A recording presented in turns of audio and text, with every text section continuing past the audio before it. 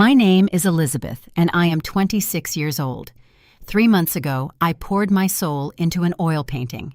My mother stole it from my basement studio and entered it into a prestigious state art contest under my younger sister's name. My sister needed a boost for her portfolio, my mother said. My sister won the $5,000 grand prize. Then the buyer requested a live meeting with the artist to discuss the technique. What my mother and sister did not know was that the eccentric buyer offering $15,000 for the canvas was Julian Montgomery, my former university art professor, and when he stood in front of that canvas at the gallery, he looked right past. My sister pointed to a specific erratic brushstroke on the limestone ridges and said, "Funny. This exact technique belongs to my best student from 3 years ago." Before I tell you how my family's lies crumbled in front of the entire gallery, please take a moment to like and subscribe to Olivia Stories Revenge. But only if this story makes you feel something. Drop a comment and let me know your age and where you are watching from today. I love seeing who is in our community. Now let me take you back to how this nightmare actually started. Gravel tore at the soles of my bare feet as I sprinted down the driveway in the thick, sticky heat of an Indiana July. I was screaming for my dad to stop my voice cracking, but he did not check his rearview mirror. His Ford F-150 swung wide onto State Road 37. Sitting in the truck bed secured under a blue moving tarp was my painting, my life's work. To understand why my own father drove away with my property, we have to rewind 48 hours. I had just come home from my shift at a local custom framing shop in Bloomington. My hands still smelled of wood glue and metal polish. The house was quiet. I walked over to the kitchen island to pour a glass of tap water, and my eyes caught the bold black header of a printout resting near the fruit bowl. Hoosier Art Council. Submission confirmed. Title: The Quarrymen. Artist Sarah Davis. I stopped breathing. Sarah is my 23-year-old sister. She is a graphic design student at Indiana University. She creates digital vector files on a sterile tablet. The Quarrymen was not a digital file. It was a 30 by 40-inch oil canvas sitting on an easel in our basement. I had painted it. I had spent the entire summer hunched over it in the damp underground dark, inhaling turpentine, trying to capture the dusty reality of the Monroe County limestone workers. I had even taken a hammer to raw limestone chunks I found near the old quarries, grinding them into a fine dust and mixing the grit directly into my titanium white paint to give the stone ridges an authentic physical texture. Just yesterday, I had stood before that canvas, my chest tight with the familiar, suffocating grip of imposter syndrome. I had stared at the highlights on the workers' faces and heard the echoing critical voice of my former mentor, Julian Montgomery. I imagined him standing over my shoulder, telling me my counterclockwise scumbling was erratic, telling me I painted like I was apologizing for taking up space. The sound of the front door opening snapped me back to the present. Sarah walked in, dropping her heavy canvas tote onto the floor. She looked exhausted, her hair clinging to her forehead from the humid walk back from her summer classes. I slipped the receipt into the pocket of my jeans. My pulse hammered against my ribs, but I forced my voice to stay level. I needed to test her. I needed to see what she would do. I leaned against the counter and asked her about the submission Mom mentioned. I asked if it was a digital composite for her senior portfolio review. Sarah opened the refrigerator, not missing a beat.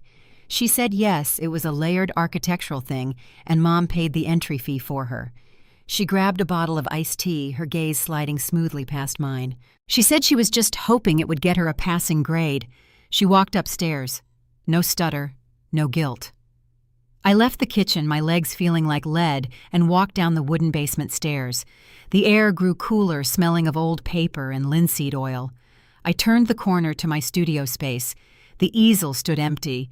A clean, rectangular patch of concrete showed on the drop cloth where the canvas usually rested.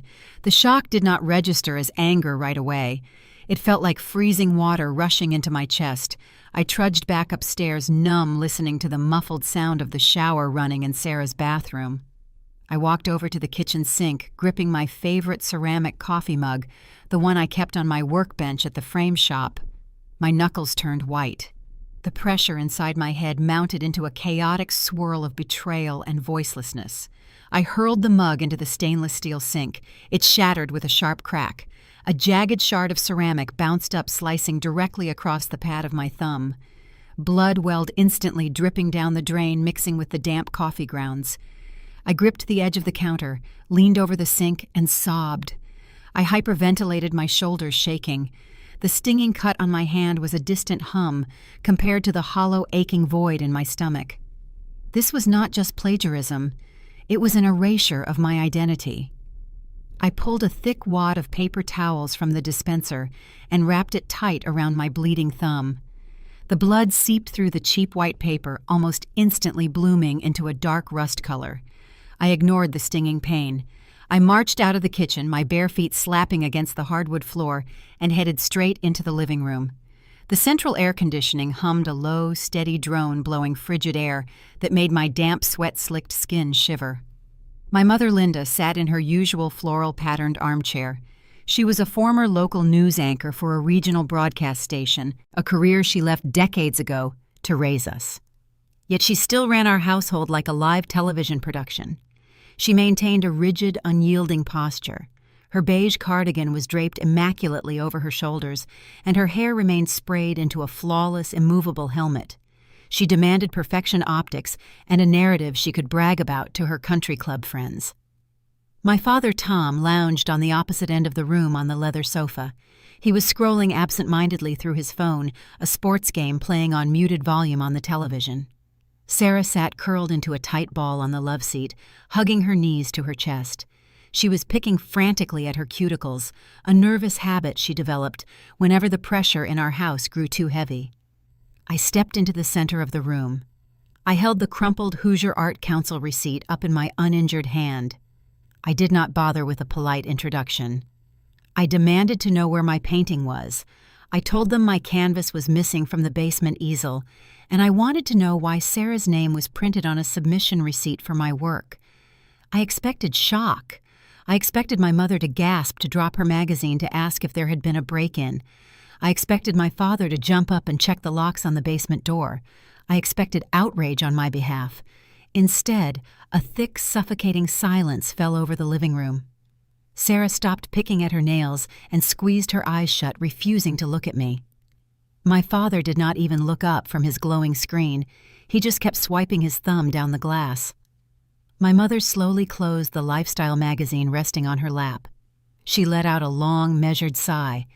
It was the distinct sigh of a woman dealing with a melodramatic toddler, not a mother whose daughter had just discovered a terrible theft. Linda smoothed the fabric of her cardigan with steady hands. She looked at me with cold, evaluating eyes. She told me Sarah was failing her senior showcase at the university. She said Sarah was having debilitating panic attacks about her graphic design portfolio and desperately needed a career boost. Then she looked at my bloody hand and told me that my traditional oil painting was a wonderful, quaint hobby, but Sarah had real marketable prospects. She said Sarah needed this specific statewide win to secure an agency job after graduation. She spoke as if she had merely borrowed a sweater from my closet, not stolen months of my creative soul. My brain struggled to process the casual cruelty of her justification. A quaint hobby, 3 months of grinding raw limestone, layering toxic oils, and breathing noxious fumes in a damp, poorly ventilated basement. It was not a hobby to me. It was my voice. It was the only thing I felt proud of. I asked her how she could possibly submit my work under Sarah's name. I asked how she planned to fool the judges when my signature was painted clearly in the bottom right corner. I had painted that signature with a mixture of raw umber and stand oil. It was dry. It was cured. It was permanent. That is when my father finally spoke. He shifted on the sofa, rubbing the back of his neck, looking mildly annoyed by the interruption to his evening. He used that classic Midwestern tone, the one designed to smooth over glaring conflict by minimizing the victim's pain. "Ope, let us not make a mountain out of a molehill here, Lizzie," he said. He did not bother to look me in the eye. He confessed that he was the one who hid my signature. He explained that he went down to his garage workshop and cut an oversized, extra-thick custom matte board. He framed the canvas himself. He said he measured it perfectly so the inner edge of the mat dropped right over the bottom right corner, obscuring my name without ruining the expensive oil paint underneath. He said it like he was proud of his handiwork. He explained the geometry of the frame like he had fixed a leaky faucet or built a birdhouse, not aided in the premeditated theft of my intellectual property. They had planned this behind my back. They had measured my canvas while I was at work, bought specialized framing supplies, and executed a robbery under my own roof. And my father had driven it away to the submission center in his truck, pretending everything was normal while I made coffee in the kitchen. I did not have a cinematic, biting comeback. I did not deliver a calm, devastating monologue that left them speechless and ashamed. I broke. The sheer audacity of their betrayal shattered whatever fragile restraint I had left in my body. I screamed. I screamed so loud my vocal cords tore and my throat burned. I called my mother a sociopath. I cursed at my father, hurling profanities that echoed off the vaulted ceiling of our pristine, quiet living room. My voice cracked into an ugly, guttural sob. I waved my injured hand in the air, splattering small red drops of blood onto the beige carpet. I looked unhinged. I felt entirely unhinged. I was a wild, messy, crying disaster, standing in the middle of their carefully curated suburban life. My mother did not flinch. She watched me unravel with a look of clinical detachment. When I finally ran out of breath standing there shaking, gasping for air and wiping tears from my face, she delivered the final blow. She pointed a manicured finger at me. She said this was exactly why I did not succeed in life. She told me I was unstable. She said my hysterical reaction was proof that I lacked the temperament for the professional art world. She weaponized my grief to justify her crime. She spun my very real pain into evidence of my own inferiority. I looked at Sarah, my younger sister, the favored child who had spent her entire life crumbling under the crushing weight of our mother's relentless expectations. Sarah looked physically ill. Her face was pale, and she was breathing in shallow, rapid gasps. She refused to make eye contact with me. She just went back to picking at her cuticles until the skin around her nails was raw and bleeding. She knew this was a horrific thing to do, but she was too terrified of our mother's wrath to stop it. She would rather let me drown than face Linda's disappointment. The air in the room felt toxic. I could not pull enough oxygen into my lungs. I turned around and stormed out of the house. I let the heavy oak front door slam shut behind me, the sound rattling the front windows. I got into my rusted Honda Civic, shoved the key into the ignition, and slammed my foot on the gas pedal.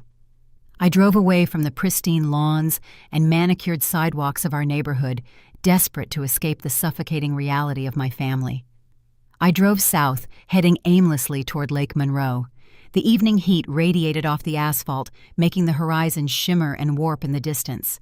I rolled the windows down, letting the hot, sticky wind whip through my hair, but it did not clear the crushing pressure in my chest. I pulled the car over onto a gravel shoulder overlooking the water. The dark reservoir shimmered under the fading summer sun, quiet and indifferent to my pain. Gripping the steering wheel, the truth of my family dynamic settled over me like a heavy lead blanket. I was not a daughter to them. I was a spare part. I was an emotional resource to be harvested whenever their favored child fell short. My mother had recognized the undeniable value of my artwork, but instead of praising me, she decided that value rightfully belonged to Sarah. They did not care about the hours I spent perfecting the limestone texture. They did not care about my talent. They only cared about the prestige my talent could bring to the daughter they deemed worthy of a real investment. My thumb throbbed with a dull, rhythmic ache. My throat was raw from screaming. But as the sun dipped below the tree line, the chaotic anger inside me began to harden. It cooled from a wild, messy fire into a sharp, pointed resolve. They thought I would just accept this theft. They thought I would retreat to my basement studio and cry while Sarah took credit for my soul. They relied on my anxiety and my lifelong fear of confrontation to keep me quiet and compliant. I wiped the tears off my face, smearing a faint streak of blood across my cheek. I refused to let my mother win this easily. I knew what I had to do next. I needed to bypass my family entirely. I had to go straight to the authorities running the state contest. The Hoosier Art Council had strict rules about originality and plagiarism. If I showed them my preliminary sketches and my materials, they would have to disqualify Sarah immediately. I started the engine, shifting the car back into drive. I would take this fight to Indianapolis first thing in the morning. I truly believed the simple truth would be enough to break my mother's scheme. I had no idea that the system I was about to appeal to did not care about truth. It only cared about liability and paperwork. The morning sun offered no comfort. Indiana's summer humidity is not merely weather. It is a physical weight. It settles over your shoulders the moment you step outside, thick and sticky, turning the air into warm soup. I threw my canvas tote bag into the passenger seat of my rusted Civic and merged onto State Road 37, heading north toward Indianapolis. The drive took just over an hour. My car air conditioning had broken 2 years ago, so I drove with the windows rolled down, the hot wind whipping my hair into a tangled knot. My thumb throbbed beneath a fresh bandage, a stinging reminder of my shattered coffee mug and my shattered family. But I refused to let the despair take root. I had a plan. I believed in the fundamental power of evidence. Inside my tote bag sat my arsenal. I had packed my heavy black-bound sketchbook, its pages curled and smudged with months of graphite underdrawings and anatomical studies of the limestone quarrymen. Next to it sat a glass mason jar filled with the fine gray limestone dust I had pulverized with my own hands. I was driving to the headquarters of the Hoosier Art Council, and I was going to prove my case. I rehearsed my argument aloud over the roar of the highway wind. I would explain my layering technique. I would show them the preliminary charcoal sketches that perfectly matched the final oil composition. I would explain that Sarah was a digital design student who had never taken a traditional painting course in her life. I assumed the state administrators would take one look at my sketchpad, see the undeniable truth of my creative process, and immediately strike Sarah from the registry. I believed the system existed to protect artists. I was naive. The Hoosier Art Council was housed in a sterile, brutalist government building downtown.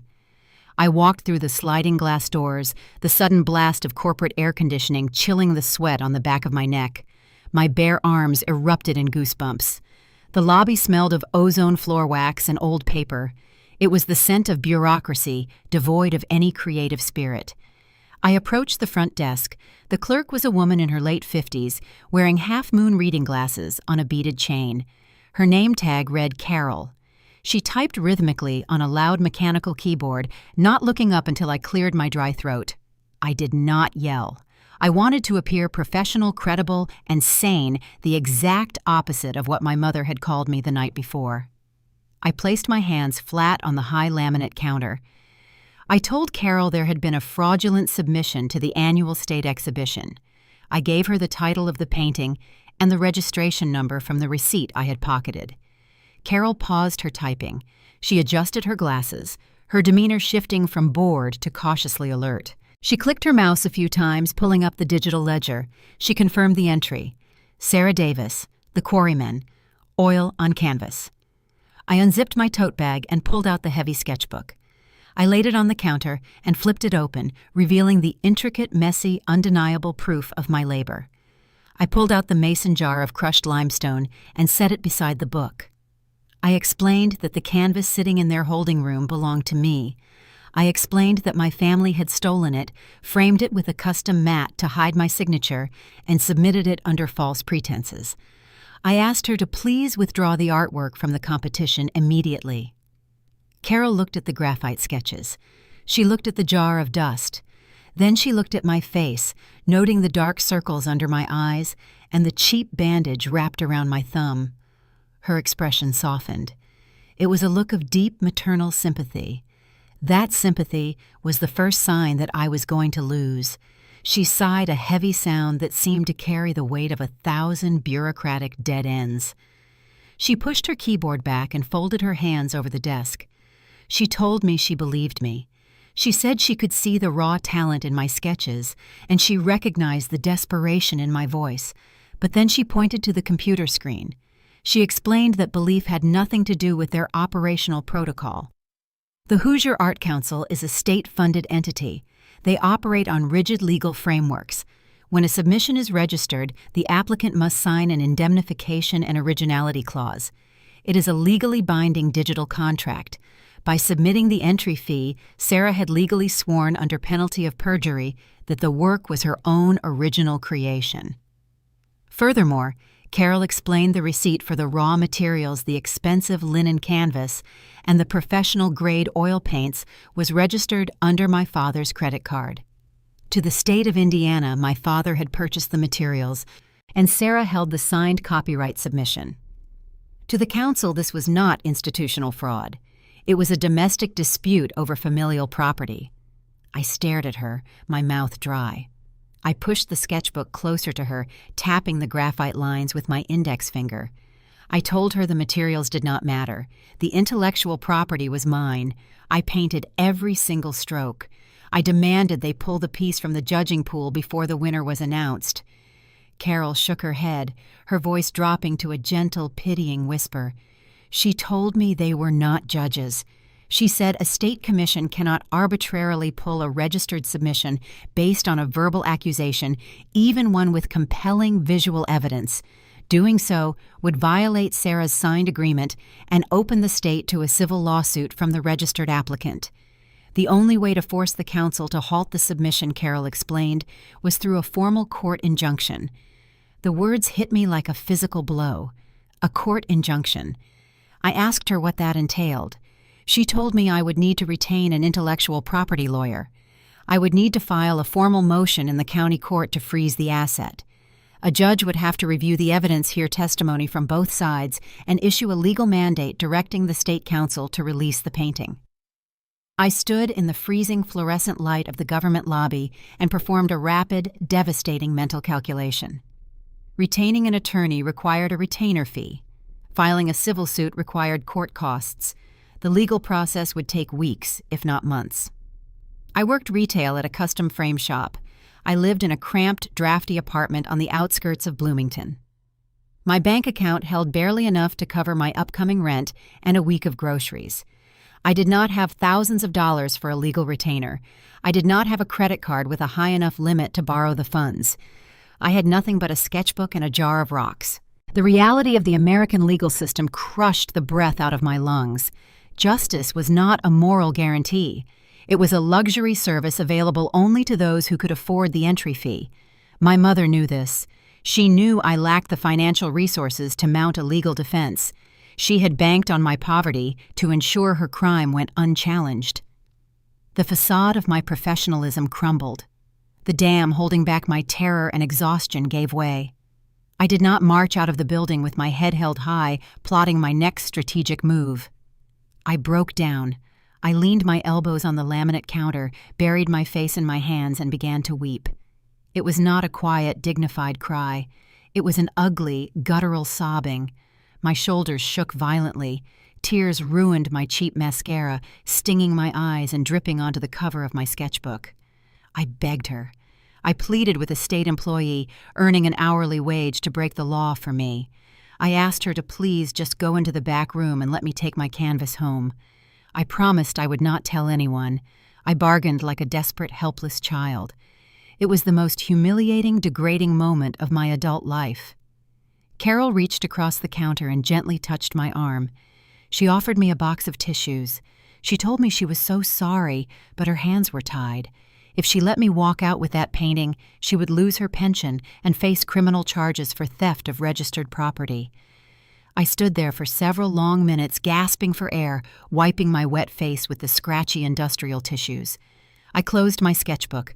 I put the jar of limestone dust back into my tote bag. I thanked her, my voice hoarse and broken, and turned away from the desk. I walked back out through the sliding glass doors into the punishing, blinding heat of the midday sun. The thick humidity wrapped around my throat, making it hard to swallow. The system had failed me. I was legally paralyzed. There was nothing standing between my sister and the looming contest results. I walked toward my baking hot car, knowing that the real nightmare was just beginning, and my ultimate public humiliation was only days away. 2 weeks crawled by with agonizing slowness, the kind of slow that makes your skin crawl and your mind race every time your phone screen lights up.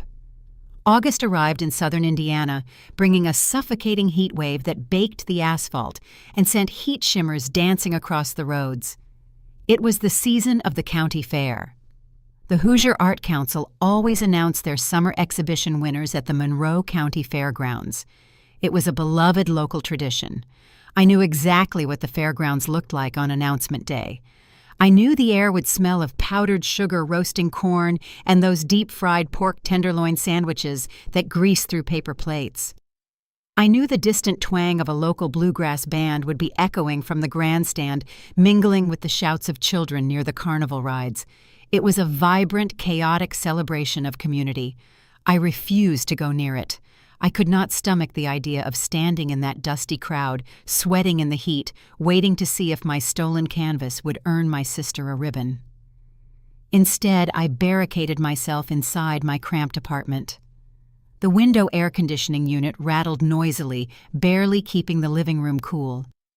I sat on my faded rug, sorting through a stack of past-due utility bills, trying to distract myself. I told myself the judges would see through the deception. I convinced myself that true art critics would look at the complex layering of the limestone dust and recognize that a 23-year-old digital design student could not have produced such mature, textured brushwork. My phone vibrated against the coffee table. Then it buzzed again and again, a rapid, relentless staccato of notifications. I stared at the black screen for a long time before my hand finally reached out to grab it. I unlocked the device and opened my social media feed. The algorithm did not spare me. The very first image at the top of my timeline was a photograph posted by my mother.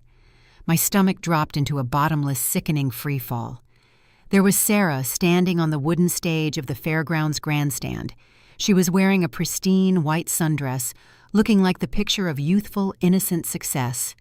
She was holding an oversized novelty check printed with the Hoosier Art Council logo. Written in bold black marker across the center was the amount of $5,000. Next to her stood the contest director, smiling broadly and shaking her hand. And positioned on a heavy wooden easel, right in the center of the stage, flanked by floral arrangements, was my painting, The Quarrymen. It looked stunning under the bright summer sun, the gray and ochre oils capturing the rugged spirit of the stoneworkers. But right below the frame, a printed placard hung from a velvet rope. It read, "First Place Grand Prize. Artist Sarah Davis." I swiped to the next photo. It was a close-up of my mother hugging Sarah, both of them beaming at the camera. Linda had written a paragraph-long caption underneath the album. I read the words, each syllable feeling like a physical strike against my ribs. She wrote about how incredibly proud she was of her youngest daughter. She praised Sarah for dedicating her entire summer to mastering a new medium. She called the painting a triumph of raw, authentic Hoosier talent. She thanked the judges for recognizing Sarah's brilliant potential. At the very bottom of the post, she announced that as part of the grand prize, Sarah had secured a prestigious month-long solo exhibition at a high-end gallery in downtown Bloomington. The post already had hundreds of likes. Family, friends, local politicians, and former high school teachers were flooding the comments section with congratulations. They called Sarah a prodigy. They praised her profound understanding of the local working class. I dropped my phone onto the rug. The screen cracked against the floorboard, but I did not care. A wave of nauseating humiliation washed over me, so intense it made my vision blur. My family had pulled it off. The state council, the esteemed judges, the local art critics, they had all looked at my life's work and gladly handed the credit to a girl who did not know the difference between linseed oil and turpentine. The injustice was a physical weight pressing down on my chest, but the worst part was the insidious whisper of self-doubt that crept into my mind. I walked into my tiny galley kitchen and opened the refrigerator. I grabbed a cheap $5 bottle of white wine I had bought at the corner drugstore. I did not bother grabbing a glass. I unscrewed the cap, sat right there on the peeling linoleum floor, and took a long, bitter swallow directly from the bottle. The cheap alcohol burned my throat, but it did not quiet the poisonous thoughts echoing in my head. I stared at the cracked screen of my phone illuminating the dark kitchen. Imposter syndrome wrapped its cold fingers around my throat. I started to question my own sanity. Did the painting actually win because the brushwork was masterful? Or did it win because Linda had engineered a compelling narrative? Sarah was young, attractive, and attending a prominent university. She fit the perfect demographic profile for a rising star. Would the judges have awarded the grand prize to me, a 26-year-old retail worker struggling to pay rent in a crumbling apartment? If my name had been on that placard, would they have dismissed the canvas as just another piece of regional folk art? The thought that my art only held value when attached to my sister's curated identity broke me. It stripped away the last remaining shreds of my professional pride. I took another deep pull from the wine bottle. The room began to spin slightly, the edges of my kitchen blurring into a soft, hazy darkness. I felt small. I felt entirely inadequate. My parents had looked at my life, decided I was a failure, and harvested the only good thing I had ever created to feed their golden child. And the world had applauded them for it. In a profoundly weak moment, stripped of all my defenses and drowning in cheap wine, I reached for my phone. My thumb hovered over Sarah's contact name. A stronger version of myself would have turned off the device. A more resilient woman would have channeled the anger into a new canvas. But I was not strong tonight. I was broken drunk and grieving the loss of my own voice. I pressed call. It rang 3 times before going to voicemail. Sarah was likely at a celebratory dinner surrounded by cheering friends and clinking champagne glasses. The automated beep sounded in my ear. I held the phone to my mouth. I did not yell. I did not hurl the creative insults I had practiced in my head for 2 weeks. I just cried. I left a rambling, pathetic, sobbing voicemail. My voice was thick with alcohol and mucus. I begged her. I told her I was drowning. I pleaded with her to tell the truth, to call the council and say there had been a mistake. I told her the $5,000 could change my life, but I did not even care about the money anymore. I just wanted my name back. I demeaned myself, stripping away every ounce of my dignity, crying into the receiver like a lost, helpless child, begging for a scrap of mercy from the person who had robbed her. I hung up the phone and laid my cheek against the cool linoleum floor, letting the tears soak into the cheap plastic tile. It was a rock-bottom moment of vulnerability. I had handed my sister all my power, proving to myself that my mother was right. I was weak. Have you ever had someone take credit for your hard work while you were powerless to stop it? How did you survive the injustice when the entire world seemed to be cheering for the thief? I fell asleep on that kitchen floor, unaware that my pathetic, drunken voicemail was about to trigger a chain reaction. I did not know that Sarah was carrying her own suffocating burden, and my desperate plea would fracture the fragile facade my mother had built. The victory lap was about to turn into a nightmare, but not just for me. The hangover the next morning was punishing. My head throbbed with a dull, rhythmic ache that matched the heavy thud of the mat cutter inside the custom framing shop. I stood behind the long wooden workbench, mechanically slicing through sheets of archival cardboard. The smell of sawdust and glass cleaner usually grounded me, but today my hands felt unsteady. I was deeply ashamed of the pathetic voicemail I had left my sister. The bell above the glass front door chimed, cutting through the low hum of the jazz radio station playing in the corner. I looked up, expecting to see a customer bringing in a diploma or a family portrait. Instead, my mother walked in. Sarah trailed right behind her. Linda marched into the shop with the brisk, confident stride of a woman who owned the building. She was carrying a white cardboard bakery box tied with a red string. I instantly recognized the logo. It was from a famous artisanal bakery up in Broad Ripple, an affluent neighborhood in Indianapolis known for its exorbitant prices. It was a classic deployment of Midwestern hospitality, weaponized to smooth over an ugly confrontation with a sugar-coated peace offering. Sarah looked entirely different from the radiant girl in the grand prize photos I had seen just yesterday.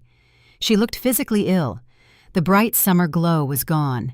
Her skin was a pale, chalky gray, and dark purple shadows bruised the delicate skin under her eyes. She was holding her arms tight across her stomach, her shoulders hunched inward, as if trying to make herself as small as possible. She was shaking. It was not a subtle tremor. Her hands were vibrating visibly against her sides. I set down my razor blade. I wiped my dusty hands on my apron, my jaw tightening. I did not greet them. I just waited. Linda set the bakery box on the glass display counter. She offered me a bright, practiced smile that did not reach her eyes. She told me she brought me a bear claw, knowing it was my favorite. I stared at the pastry box, feeling a wave of nausea. Linda did not waste time with small talk. She dropped the cheerful facade and lowered her voice to a brisk, businesslike murmur. She explained that the gallery hosting Sarah's winter exhibition had just received an unexpected inquiry. A very high-profile private art collector had seen the painting and was incredibly interested in acquiring it. I crossed my arms over my chest, my heart beating a little faster. I asked her why she was telling me this. Linda opened her designer handbag and pulled out a thick, white envelope. She laid it flat on the glass counter next to the pastries. She explained that the eccentric buyer was highly particular. The collector required a mandatory face-to-face meeting with the artist before finalizing the sale. He wanted to discuss the specific layering process, the pigment choices, and the technical execution of the limestone ridges. Sarah let out a small, ragged breath, swaying slightly on her feet. Linda pushed the white envelope across the glass toward me.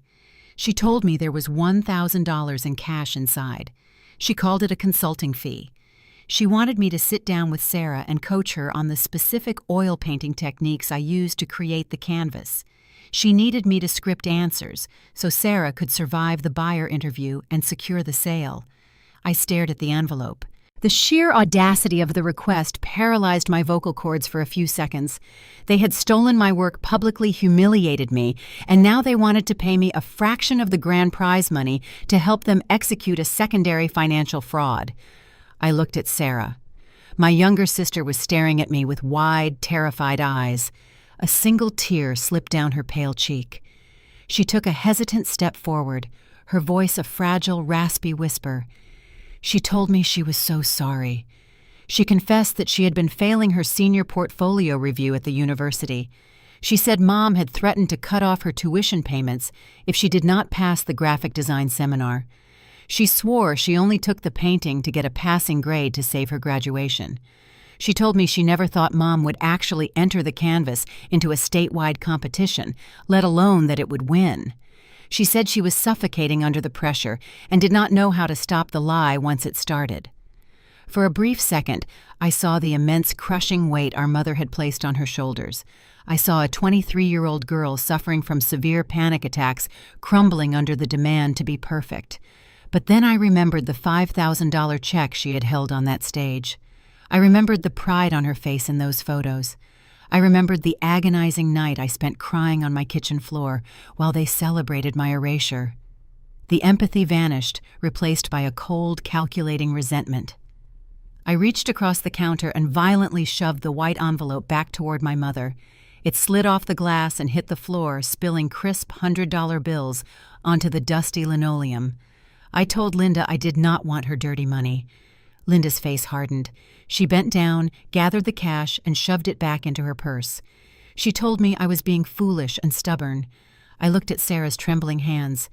An idea sparked in the back of my mind, a dark, dangerous thought. I realized I could not stop the gallery meeting from happening, but I could control how Sarah performed during it. I could make sure the buyer saw exactly what my family truly was. I let my shoulders slump. I let out a long, defeated sigh, acting as though the fight had completely drained out of me. I looked at the floor, projecting total surrender. I told them fine. I said I would not take the money, but I would give Sarah the technical notes she needed to survive the interview. I said I just wanted this whole nightmare to be over. Linda smiled a triumphant, self-satisfied smirk. She patted my arm, telling me I was making the mature choice for the family. I pulled a notepad and a pen from the drawer beneath the counter. I gestured for Sarah to step closer. She approached the bench, looking at me with pathetic, desperate gratitude. I began to write. I spoke softly, sounding supportive and encouraging, but every word I fed her was a carefully constructed trap. I wove a complex web of red herrings and glaring artistic inaccuracies. I told Sarah the rough texture on the quarrymen's faces was achieved using a technique called glazing. That was a lie. Glazing creates smooth, transparent layers. The actual rough texture was called scumbling. I told her the deep shadows were built using ivory black straight from the tube. Another lie. Any serious painter knows you mix ultramarine blue and burnt umber to create a dynamic shadow. Straight black makes a canvas look flat and amateurish. But the most critical piece of misinformation I gave her was about the gritty texture of the limestone ridges. I told Sarah that to get that authentic coarse feel, I had simply gone to a hardware store, bought a bag of common play sand, and mixed it directly into the wet oil paint on the palette. I handed her the notebook page. Sarah clutched the paper to her chest like a life preserver. She thanked me profusely, her voice shaking with relief. As I watched her walk out of the shop behind our mother, her head bent over the false notes, a sharp stab of genuine guilt twisted in my gut. I was not a mastermind.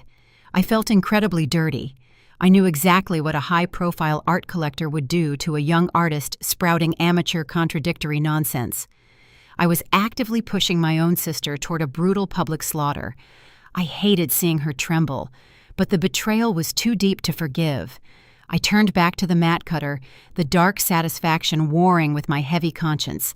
I had armed Sarah with a loaded gun that would misfire the second she pulled the trigger. I just needed to know exactly who she would be aiming it at.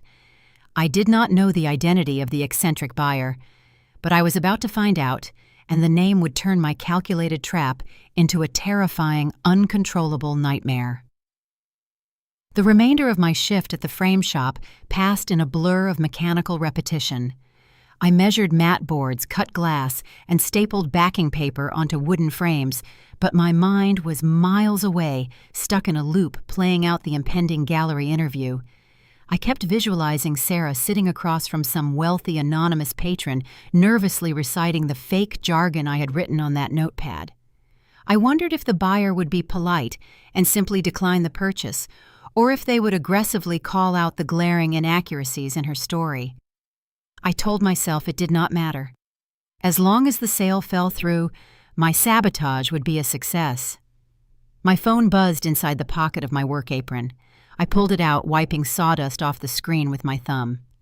It was a text message from Chloe, an old friend from my undergraduate art program. Chloe had managed to land a prestigious assistant curator position at the downtown gallery currently hosting Sarah's exhibition.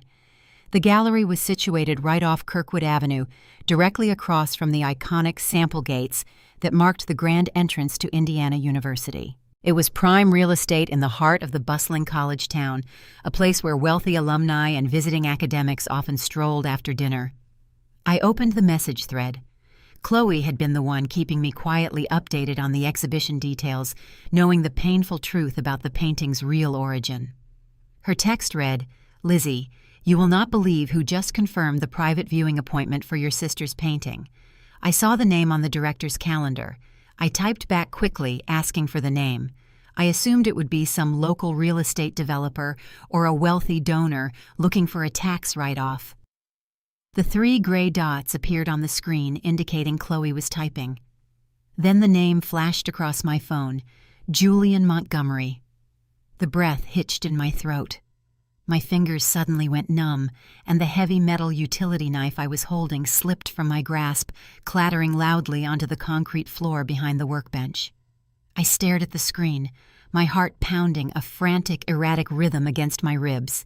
Julian Montgomery. He was not just a wealthy art collector. Julian was a notoriously brilliant contemporary oil painter and a former guest lecturer at the Heron School of Art. 3 years ago, I had spent an entire grueling semester in his advanced portraiture seminar. He was a strict, uncompromising traditionalist. He possessed an encyclopedic knowledge of Renaissance glazing techniques, historical pigment composition, and the precise chemistry of drying oils. He could look at a canvas from 10 feet away and tell you exactly what kind of bristle brush the artist had used to lay down the underpainting. He was brilliant, but he was brutal. Julian did not offer constructive criticism. He offered surgical deconstruction. He famously made a senior student cry during a critique by pointing out that her handling of cadmium red proved she was fundamentally lazy. He believed art was a grueling physical discipline, and he had zero tolerance for shortcuts amateurs or unearned confidence.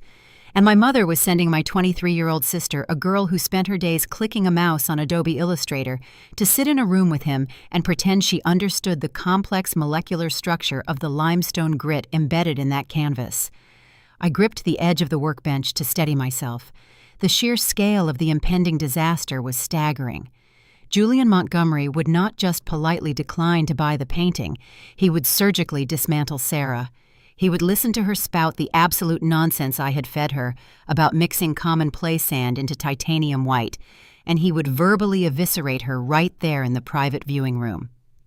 A dark squirm-inducing wave of anticipation washed over me. I knew the identity of the buyer. Linda and Sarah had absolutely no idea. They thought they were walking into a standard commercial negotiation with a rich, gullible patron. They did not know they were walking into an interrogation with a master technician. The dramatic irony was a heavy, intoxicating drug. I quickly typed a response to Chloe. I explicitly instructed her not to mention my name to Julian if she saw him. More importantly, I begged her not to warn my sister or my mother about his background. I told her to let the meeting proceed exactly as scheduled. Chloe replied with a single wide-eyed emoji, promising she would keep her mouth shut. The private viewing was scheduled for Thursday afternoon. That gave me 3 full days to stew in the toxic, poisonous anticipation of my own trap. I became completely useless at work.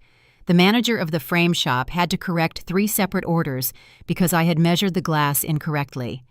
I could not focus on the customer invoices. I spent hours hiding in the back stockroom, sitting on a crate of bubble wrap, obsessively refreshing social media on my phone. I stalked my sister's digital footprint with unhealthy dedication. I opened Snapchat monitoring her live location map. I watched her little Bitmoji bounce between her apartment, the graphic design building on campus, and the local coffee shops. I scrutinized her Instagram stories. She posted a photo of her laptop screen showing a typed list of the fake artistic terms I had given her, surrounded by highlighters and empty energy drink cans. Her caption read, "Prepping for the biggest meeting of my life. Wish me luck." Every time I saw her updates, my stomach twisted into a tight, painful knot. I wanted her to fail. I wanted my mother to experience the profound public humiliation she had so casually inflicted upon me. I wanted Julian Montgomery to rip the digital designer narrative to shreds and expose the fraud. But as the days ticked by, the dark satisfaction began to curdle into a deep physical nausea. I was not a vindictive person by nature. I hated conflict. I usually avoided confrontation at all costs, preferring to retreat into the quiet solitude of my basement studio. Watching the trap slowly close around my sister was making me physically sick. I could not sleep. I tossed and turned in my drafty apartment, sweating through my sheets, visualizing the exact moment Julian would ask Sarah to explain the refractive index of the aggregate material. I knew her voice would shake. I knew she would look around the room for our mother, desperate for a rescue that Linda could not provide. I realized I was actively orchestrating a public execution. I had handed my sister the rope, tied the noose, and now I was just waiting for the floor to drop out from beneath her. By Wednesday evening, the toxic anticipation had completely consumed me. I sat on my faded couch eating stale crackers directly from the box, ignoring the pile of dirty laundry spilling out of my bedroom hamper. The local weather forecast on the television warned of a massive severe thunderstorm rolling into southern Indiana the next day, bringing oppressive humidity and torrential downpours. The heavy atmospheric pressure outside perfectly mirrored the suffocating dread building inside my chest. I looked at the Notes app on my phone, rereading the list of ridiculous artistic terms I had fed my sister. Scumbling instead of glazing, ivory black instead of ultramarine and umber, commonplace sand instead of pulverized Monroe County limestone. I closed my eyes, a terrible thought suddenly creeping into the back of my mind. What if the trap worked too well? What if Julian Montgomery believed Sarah was the actual artist, listened to her idiotic explanation, and decided the painting itself was garbage? What if my idol looked at my life's work and dismissed it as a lucky accident created by a fraud? The realization hit me like a physical blow.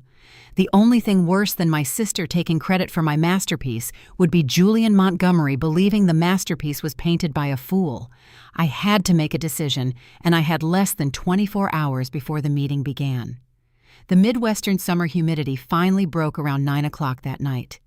All week, the air inside my small apartment had been thick and stagnant, clinging to my skin like a warm, damp sheet. Then the atmospheric pressure plunged. The wind picked up, rattling the loose window panes in my living room and carrying the distinct, sharp scent of ozone and bruised leaves. A fierce, rolling Indiana thunderstorm swept over the Bloomington city limits. Rain began to lash against the glass in heavy driving sheets. Thunder cracked above the roof, a deep, resonant boom that shook the floorboards beneath my feet. I sat alone on my faded sofa, watching the lightning flash across the dark sky. The sudden jagged bursts of light illuminated the cramped walls of my living room, making the small space feel even more confining. The storm outside mirrored the tightening knot in my stomach. The trap was set. Tomorrow afternoon, my mother and sister would walk into that upscale downtown gallery. They would sit across a polished table from a man who knew more about oil composition than anyone else in the state. Sarah would smile her carefully curated, innocent smile. Julian Montgomery would ask her to explain the surface tension of the Quarrymen faces. And Sarah, armed with the notebook page I had handed her, would look him dead in the eye and tell him she achieved the gritty texture by pouring children's play sand into her titanium white pigment. Initially, that thought had brought a sharp thrill of vindication.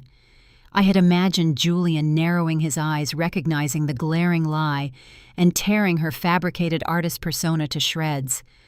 I wanted her to feel the stinging shame of public exposure. I wanted my mother to realize that her protective suburban bubble could not save her golden child from a true academic critique. But as the rain pounded relentlessly against my window, that initial thrill began to sour. It curdled into a creeping claustrophobic dread. I pulled my knees to my chest, wrapping my arms tight around my legs. I closed my eyes and pictured the gallery viewing room. I visualized my canvas sitting under the harsh track lighting. Then I pictured Julian looking at it. Julian did not merely judge the final visual result of a painting. He judged the intent behind it.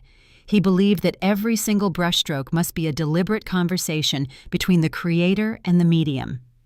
During his university seminars, he taught us that accidental beauty was inherently worthless.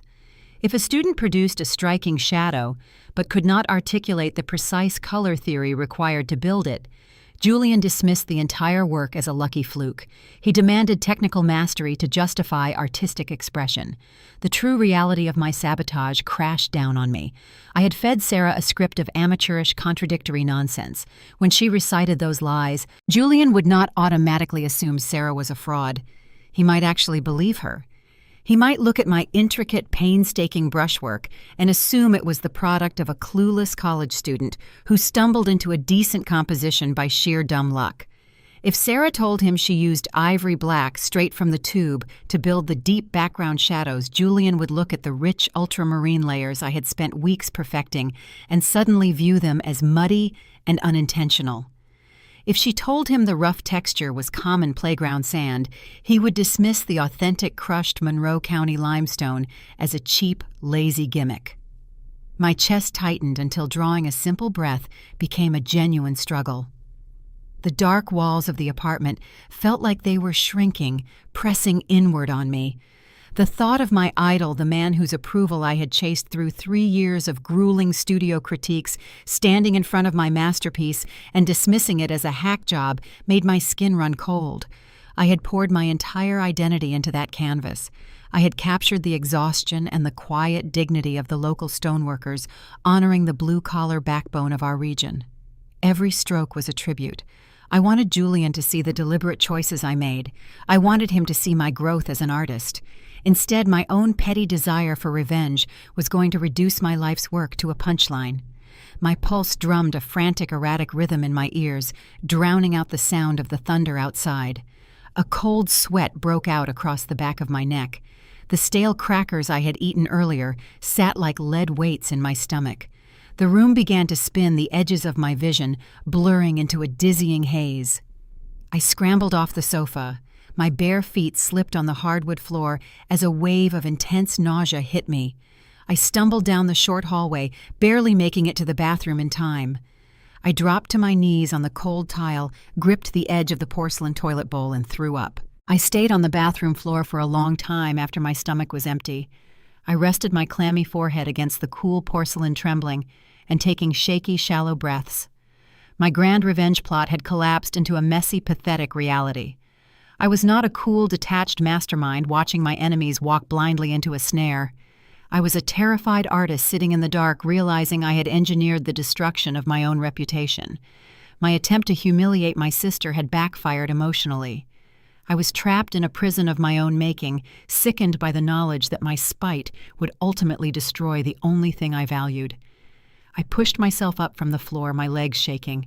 I turned on the sink faucet and splashed freezing water on my face, letting it drip down my neck and soak the collar of my shirt.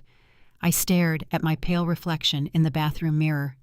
The thunderstorm raged on outside the rain, washing the city streets clean. I knew what I had to do. I could not let the sale proceed. I could not let the gallery transfer the piece to a private collection under a fraudulent name. Most importantly, I could not let Julian Montgomery walk away from that canvas, believing my sister had painted those brushstrokes. I had to intervene. The viewing appointment was scheduled for 2 o'clock the following afternoon. I had a shift at the frame shop starting at noon. I realized I would have to abandon my post. I would have to walk into that viewing room and face the chaos head-on. There would be no hiding behind a clever trap. There would be no maintaining the peace. I would have to look my mother in the eye, confront my sister in front of a stranger, and confess the entire convoluted mess to the most intimidating professor I had ever known. The dread in my chest did not dissipate, but it transformed. The sickening anxiety hardened into a cold, heavy resolve. Tomorrow, the fragile facade my family had built would shatter, and I would be the one holding the hammer. The clock on the back wall of the custom framing shop ticked with a slow, mocking rhythm. It was 1:45 in the afternoon. The private viewing appointment at the downtown gallery was scheduled for 2 o'clock sharp. I stood behind my workbench, staring blankly at a large stack of unassembled wooden molding. The fluorescent overhead lights hummed a dull, monotonous tune. Customers walked in and out of the store, the front glass door chiming merrily, but the sounds felt muffled and entirely distant. I tried to focus on measuring a sheet of museum-grade glass, but my hands were shaking far too badly to hold the metal scoring tool steady. Every passing minute tightened the invisible vise around my ribs. My sister was about to sit down with a master technician. She was going to recite a script of absolute nonsense, dragging my life's work through the mud in the process. I pictured Julian Montgomery standing in front of my canvas, studying the intricate layers of oil and limestone dust. I imagined him listening to Sarah confidently claim she mixed playground sand into the paint to achieve the texture. The physical revulsion hit me again, sharp and urgent, twisting my stomach into tight, painful knots. I dropped the heavy scoring tool onto the workbench. I could not stay here. I could not hide behind the safety of my retail job, while my legacy was dismantled just a few miles away. I did not have a plan. I had not prepared a clever speech to deliver upon my arrival. I had zero strategy for navigating the inevitable fallout with my mother. I only knew that remaining silent was no longer a viable option. Without saying a single word to my manager, I untied my heavy canvas work apron and tossed it onto a nearby wooden stool. I grabbed my car keys from the backroom locker and walked straight out the front door, leaving my shift behind. The August heat outside was an aggressive physical force. The violent thunderstorm from the previous night had not broken the high temperature. It had only evaporated the rainwater into a thick, suffocating blanket of moisture. The air was heavy, sticky, and deeply oppressive. I climbed into my rusted Honda Civic and cranked the ignition. The broken air conditioning blew hot, dusty wind directly into my face as I navigated the dense traffic on Walnut Street. I tapped my fingers frantically against the steering wheel, begging the stoplights to turn green. My heart hammered a frantic beat, the adrenaline surging through my veins and clouding my rational thoughts. I drove with reckless urgency, cutting through the narrow residential side streets of Bloomington, inching closer to the university campus. I found a parking spot 3 blocks away from the gallery. I did not bother checking the parking meter or feeding it coins. I slammed the car door shut and started running. I sprinted down the pavement toward the iconic sample gates, the grand limestone arches that mark the historic entrance to Indiana University. College students in light summer clothing blurred past me, but I kept my eyes fixed on the horizon. My lungs burned with the sudden exertion. The sheer humidity wrapped around my body like a wet, heavy towel, trapping the body heat against my skin. By the time I reached the street corner where the upscale gallery was located, my light gray work shirt was clinging to my back, entirely soaked with sweat. My hair hung in frizzy, damp strands around my flushed face. I was gasping for air, my chest heaving, my legs aching from the unaccustomed sprint. I looked like a frantic, unhinged mess, a far cry from the composed, professional artist I always aspired to be. I reached the heavy glass doors of the gallery and pushed my way inside. I expected a blast of frigid corporate air conditioning to cool my burning skin, but the relief never arrived. The central cooling system in the old brick building was clearly failing against the relentless Midwestern heatwave. The air inside the gallery was thick, stagnant, and deeply uncomfortable. It smelled of warm dust and polished floorboards. I jogged past the front reception desk, ignoring the startled, wide-eyed look of the young assistant curator sitting behind the counter. I knew exactly where the private viewing room was located. It was a secluded space tucked away in the back corridor designed specifically for high-profile clients to inspect artwork in quiet isolation. I reached the heavy oak door. I did not knock. I did not pause to catch my breath or smooth my damp, tangled hair. I grabbed the brass handle and shoved the door open.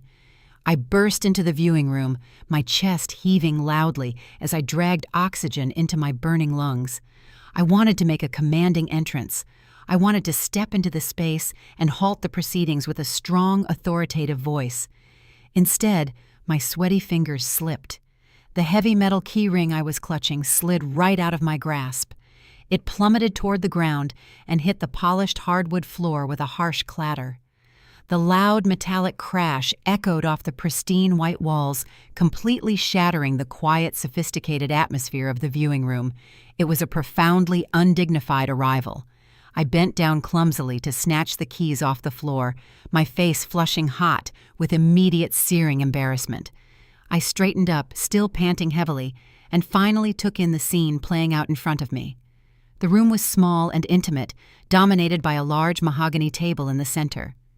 My painting, The Quarrymen, sat on a sturdy wooden easel directly under a warm tracking spotlight. Sitting on one side of the table was my mother. Linda turned her head to look at me, her posture rigid and unyielding. The polite social smile she had been wearing instantly dissolved into a venomous glare. Her eyes narrowed into tiny, sharp daggers, silently demanding to know why I had arrived to ruin her carefully orchestrated production. She wore a pristine tailored blazer, looking immaculate despite the failing air conditioning, making my sweat-soaked appearance feel even more pathetic and small. Sitting next to her was Sarah. My younger sister looked like a hostage facing a firing squad. Her knuckles were white from gripping the edge of the mahogany table so tightly. But when she saw me burst through the door, a brief, unmistakable flash of relief washed over her pale, frightened face. She looked like she might actually pass out from the sheer gratitude of an interruption. She did not want to be in this room. She was drowning under the pressure, and my chaotic arrival was the first lifeline anyone had thrown her all day. But my attention quickly bypassed my family. I froze, my breath catching tight in the back of my throat. Standing on the opposite side of the table, directly in front of my oil canvas, was the buyer, Julian Montgomery. He wore a crisp linen suit, holding a pair of wire-rimmed reading glasses lightly in one hand. The years had not softened his sharp, angular features or the intense, penetrating intelligence in his eyes. He commanded the space entirely, an imposing pillar of academic authority standing in the stifling, humid room. He did not turn to look at me when my keys hit the floor. He did not flinch at the loud interruption. He kept his posture perfectly straight, his focus locked dead ahead. He kept his eyes fixed entirely on Sarah. A terrifying, polite smile played at the very corners of his mouth. It was the exact same smile he used in the university studio, right before he dismantled a student's entire artistic philosophy piece by piece. He was a predator, observing his prey, waiting for the perfect, calculated moment to strike. The tension in the private viewing room was thick enough to cut with a palette knife. The air was suffocating, trapped between the failing cooling system and the heavy, unspoken lies hovering over the table. I stood frozen by the doorway, my heart hammering against my ribs, suddenly paralyzed by the intimidating presence of the man I had driven here to confront. If you walked into a room and saw the one person who held the key to your deepest insecurity, would you speak up or freeze? The silence in the cramped viewing room stretched long and thin, vibrating like a plucked violin string. The heavy August heat radiating through the old brick walls only amplified the claustrophobic tension. I stood near the heavy oak door, still panting slightly from my sprint across the Indiana University campus. Sweat plastered the back of my light gray work shirt to my skin. I gripped the brass handle of the door, waiting for Julian Montgomery to acknowledge my sudden chaotic arrival. I expected a sharp rebuke for the interruption. I expected him to turn his piercing gaze toward me and demand an explanation for the loud clatter of my dropped keys. Julian did not even blink. He maintained his fixed focus entirely on Sarah. His posture remained relaxed and open, conveying an easy, sophisticated charm that entirely masked the surgical precision of his impending attack. He was a master of observation. He understood that the most effective way to expose a lie was not to attack it directly, but to hand the liar enough rope to hang themselves. He took a slow, deliberate step closer to my canvas. The warm track lighting illuminated the complex layers of gray and ochre oils I had labored over for months. He raised his wire-rimmed reading glasses, holding them lightly between his thumb and index finger. "Sarah's work is quite fascinating," he said softly. His voice carried a rich, resonant baritone that commanded the air in the small room. It was the same authoritative tone he used during his advanced portraiture seminars at the Heron School of Art. I watched his broad shoulders shift as he leaned slightly toward the easel. A sudden vivid memory flashed through my mind, transporting me back 3 years to a crowded, noisy university studio. I had been standing in front of a messy canvas, my hands coated in dried oil paint, trembling as Julian walked slowly down the aisle of easels. He stopped directly behind me. I braced myself for the inevitable harsh critique. I expected him to tear apart my composition to point out the flawed proportions of my shadows. Instead, he leaned in close and pointed a long, steady finger at the textured surface of the paint. "Your scumbling is erratic, Elizabeth," he had said, his voice loud enough for the entire class to hear. "You paint like you are apologizing for taking up space. You lack the confidence to commit to the stroke." But he had paused, a rare glint of approval appearing in his sharp eyes. "Your texture is remarkably raw. You understand the physical weight of the medium. Do not lose that grit. Just learn to stand behind it." The memory evaporated, leaving me stranded in the stifling heat of the gallery viewing room. I blinked rapidly, bringing the present reality back into sharp focus. Julian had not forgotten the grit. He had recognized it immediately. He turned his head slowly, looking down at Sarah. She was sitting stiffly on the edge of her wooden chair, her hands clasped tight together on the mahogany table. "Tell me, Sarah." Julian began, his tone incredibly polite, almost conversational. "How exactly did you achieve this particular grit on the quarry ridges? The texture is incredibly specific. It catches the ambient light in a highly unusual manner." Sarah swallowed hard. I could visibly see the muscles in her slender throat bob in a nervous, frantic rhythm. She darted a quick, panicked glance toward our mother. Linda offered a tight, reassuring nod, silently urging her golden child to perform the scripted routine. Sarah took a shaky, shallow breath and squared her shoulders. She reached blindly for the mental life preserver I had handed her in the custom framing shop. She relied completely on the convoluted web of red herrings I had deliberately fed her.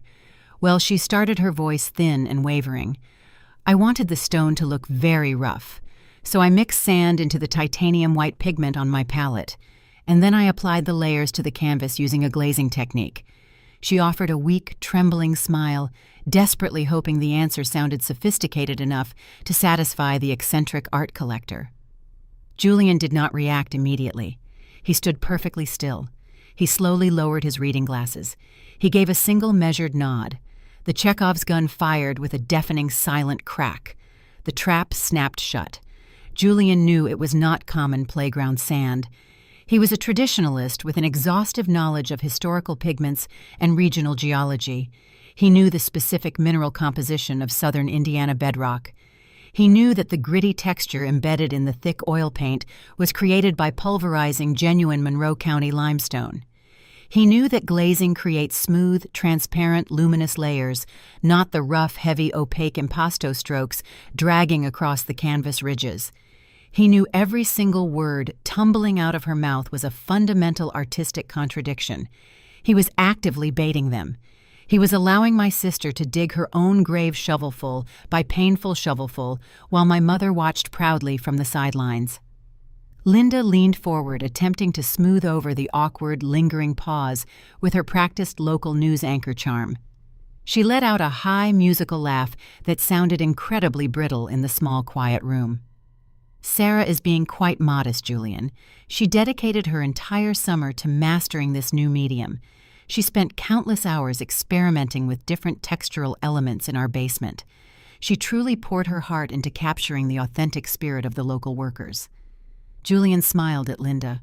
It was a cold, detached smile that did not reach his eyes. "Oh, I do not doubt the dedication it took to produce this piece," he replied softly. "The execution is remarkably mature, almost surprisingly so." My chest began to ache with a dull, heavy pressure. I was standing near the door, watching my sister drown in a sea of my own making. Sarah looked physically ill. The dark circles under her eyes seemed to deepen, and her pale hands were trembling violently against the dark wood of the table. I had wanted her to fail. I had wanted my mother to experience the stinging humiliation of public exposure. I had engineered this entire confrontation to punish them for stealing my life's work. But seeing the actual real-time devastation playing out in front of me felt entirely different. The dark satisfaction I expected to feel never arrived. It was replaced by a profound, sickening guilt. Sarah was not a malicious mastermind. She was a terrified 23-year-old girl crumbling under the crushing weight of our mother's relentless expectations. She was caught in a trap I had set, and the executioner was preparing to drop the blade. I could not let the carnage continue. The urge to protect my younger sister overrode the lingering bitterness of the betrayal. I took a sudden impulsive step forward, abandoning my spot near the door. "Professor Montgomery, please," I blurted out, my voice loud and desperate, cutting sharply across the room. I intended to stop the interrogation. I wanted to step between Julian and Sarah, confess my role in the convoluted sabotage, and demand that my mother face the consequences of the theft directly. I wanted to reclaim my canvas and end the humiliating charade right there.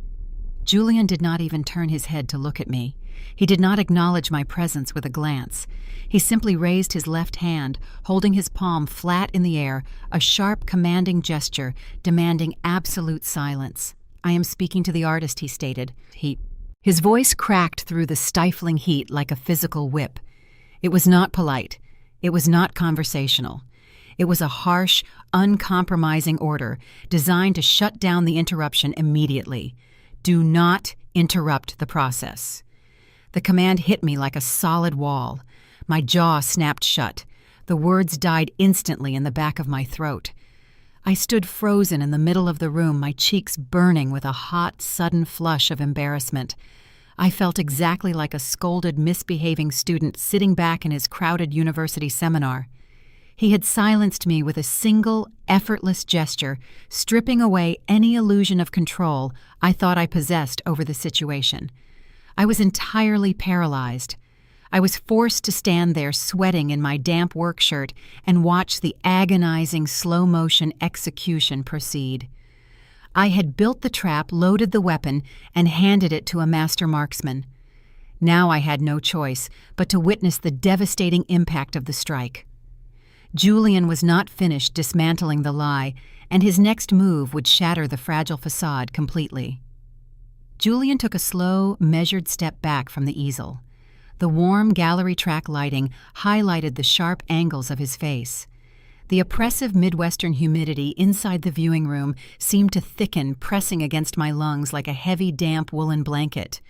My heart hammered a rapid, chaotic rhythm against my ribs as I stood frozen near the center of the room. I had been sharply silenced, reduced to a powerless spectator in my own trap. Julian turned his gaze toward my mother. Linda was still projecting her flawless local news anchor persona, sitting upright in her chair with her hands folded neatly in her lap.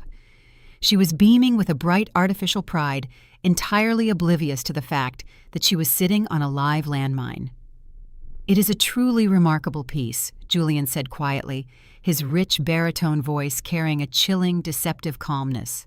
"The textural decisions demonstrate a profound understanding of the medium. The visual impact of the limestone ridges is quite striking."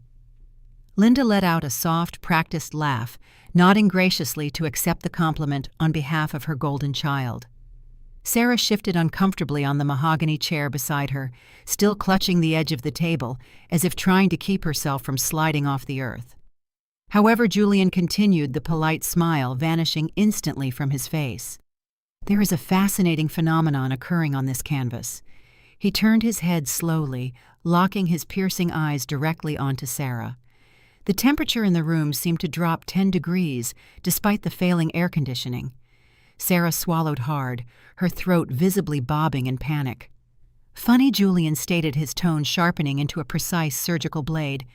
"This exact, slightly erratic, counterclockwise scumbling on the facial highlights. It is a highly idiosyncratic technical signature, and it belongs entirely to my best student from 3 years ago." The air in the cramped viewing room vanished. The silence that followed was absolute, suffocating, and terrifyingly heavy. Linda's bright, practiced smile froze, hardening into a rigid, brittle mask of confusion. Sarah squeezed her eyes tightly shut, her breath hitching in a sharp, ragged gasp. The false narrative they had so carefully constructed hung suspended in the dead quiet room, fragile and exposed. Julian reached into the inner breast pocket of his crisp linen suit jacket. He did not pull out a checkbook. He did not pull out a purchase agreement. He pulled out a small, slender metal flathead screwdriver. He turned back to the easel, stepping up close to the heavy wooden frame my father had built in our suburban garage. With swift, practiced dexterity, Julian wedged the flat metal tip of the screwdriver beneath the thick, oversized, custom mat board covering the bottom right corner of the canvas. Linda gasped, half rising from her chair, her hands flying up in a sudden frantic gesture to stop him. "Professor Montgomery, what are you doing? Please be careful with the frame." Julian ignored her completely. He applied a quick, sharp pressure, popping the heavy mat board loose from the wooden backing. The thick cardboard bent upward, peeling away from the painted surface and exposing the hidden canvas underneath. He stepped aside, gesturing toward the newly revealed corner. There, resting vividly against the dark ochre and raw umber background, was the original, unmistakable letter E. I had painted it carefully with stand oil weeks ago. It sat right next to the muddy, amateurish smudge where my father had attempted to wipe away the rest of my signature with a chemical solvent before covering it up. The physical evidence of the premeditated theft was glaring, undeniable, and permanently fixed in oil paint. I saw this winning submission listed on the Hoosier Art Council website 2 weeks ago. Julian said, his voice dropping into a hard, uncompromising register. "I recognized the brushwork instantly. I know the exact mineral composition of the aggregate mixed into that titanium white pigment, and I know it is not common play sand." He turned slowly, and for the first time since I burst through the heavy oak door, he looked directly at me. His sharp, penetrating eyes locked onto my flushed, sweaty face, cutting through the stifling heat and the lingering humiliation of my chaotic arrival. I did not offer $15,000 to buy this painting. Julian stated, his words landing with heavy, devastating clarity. I offered the money to see who had the sheer audacity to steal it from the most talented painter I have ever taught. The revelation hit me with the physical force of a tidal wave. The massive private acquisition offer, the eccentric demand for a mandatory face-to-face meeting to discuss the artistic process, the intense scrutiny of the layering techniques. None of it was real. It was an elaborate, meticulously crafted bait. Julian had weaponized his immense wealth and formidable academic reputation to lure the thieves into a locked room with him. He had orchestrated the entire high-stakes confrontation solely to protect me. The crushing weight of the past month, the betrayal, the stolen canvas, the sickening self-doubt, the pathetic drunken voicemail, the frantic sweaty sprint across the university campus finally broke through my remaining defenses. I did not experience a cinematic, triumphant victory. I did not stand tall and deliver a cool, biting remark to my mother. The sheer, overwhelming shock of Julian's fierce, unexpected protection shattered my brittle resolve completely. I began to cry. It was not a quiet, dignified weeping. It was a messy, heavy sobbing that racked my entire body. I hated myself for it. I hated looking so weak and emotionally fragile in front of the mentor I idolized. I raised my arm, pressing the sleeve of my damp gray work shirt against my face, trying desperately to scrub away the hot tears streaming down my cheeks, but they refused to stop falling. I felt entirely exposed, stripped bare in the middle of the upscale gallery viewing room. On the other side of the mahogany table, Sarah finally collapsed under the unbearable pressure. She dropped her head into her hands, her shoulders shaking violently as a miserable, wretched sob ripped out of her throat. The facade of the confident, rising graphic designer dissolved instantly, leaving behind a terrified 23-year-old girl who had buckled under the toxic weight of our family expectations. Linda remained standing, her perfectly manicured hands gripping the edge of the dark wood table. Her face had drained of all color, transforming into a pale, chalky mask of shock. The prestigious private art sale she had aggressively engineered to boost her golden child's career had instantly become an inescapable trap. Julian watched the messy, ugly family breakdown unfold with clinical detachment. He slipped the small flathead screwdriver back into his suit jacket pocket, his posture relaxed but commanding. "You folks have dug yourselves a mighty deep hole," Julian said, his tone laced with a sharp Midwestern colloquialism that highlighted the severity of the situation. Plagiarism is a serious academic offense, but submitting stolen intellectual property to secure a state-funded financial grant moves this far beyond a simple domestic dispute. He looked at Linda, his eyes narrowing into cold, hard slits. "You are currently standing in the center of a very serious legal liability, and I highly suggest you stop insulting my intelligence by attempting to maintain this ridiculous charade." The dramatic irony I had craved had finally arrived, delivering a devastating final blow that I never could have engineered myself. Julian had bypassed my petty traps and dismantled the lie with surgical precision. The truth was glaringly visible in the bottom right corner of the canvas, exposed under the warm track lighting for everyone to see. But the reckoning was far from over. Linda was not a woman who surrendered easily. She was cornered, exposed, and desperate to protect the flawless narrative she had spent decades curating. She was about to lash out wildly, and her frantic denial would fracture the foundation of our family beyond any hope of repair. The emotional carnage was just beginning, and the legal consequences of the state-funded contest were about to crash down on all of us. The exposed letter painted in the bottom right corner of the canvas seemed to glow under the harsh gallery track lighting. It was a single, undeniable initial that unraveled decades of carefully curated suburban perfection. The heavy August heat trapped inside the viewing room pressed down on us, stifling and thick, but my mother refused to surrender to the rising temperature or the glaring evidence. Linda was a woman who had spent her early career in front of a broadcasting camera, trained to pivot smoothly when a teleprompter failed or a live interview went off the rails. Losing was not a concept she entertained. Admitting fault was a foreign language she refused to learn. When confronted with an inescapable truth, her instinct was not to apologize. Her instinct was to rewrite reality on the spot. She stepped directly between Julian Montgomery and the wooden easel, using her body to physically shield the exposed canvas. She squared her shoulders, smoothing the lapels of her tailored blazer with shaking hands. The charming, gracious tone she had used just moments ago vanished, replaced by a frantic, high-pitched desperation. "You are mistaken, Professor Montgomery," she declared. Her voice echoed too loudly in the small space, sharp and erratic. "You are making a terrible assumption based on a partial smudge of paint. The girls collaborated on this project." I stared at her, my damp shirt clinging to my back, unable to comprehend the sheer scale of her delusion. She was standing in a room with a master art technician staring at my physical signature, and she was still trying to spin a fabricated narrative. Sarah directed the entire vision Linda pressed on her words, spilling out in a rapid, breathless rush. She designed the composition. She selected the subject matter. Elizabeth merely assisted with some of the underpainting because Sarah was managing a heavy course load at the university. Sarah did the heavy lifting here. It is her intellectual property. You cannot just march into a private viewing and hurl baseless accusations at a young, promising student. Julian did not argue with her. He did not raise his voice or list the myriad technical reasons why her collaboration defense was an artistic impossibility. He simply looked at her with a profound, chilling pity. He lowered his wire-rimmed glasses, offering her a long, quiet stare that stripped away every ounce of her remaining dignity. His silence communicated more contempt than 1,000 shouting matches ever could. Sensing that Julian was an impenetrable fortress, Linda immediately pivoted her sights to a softer, more vulnerable target.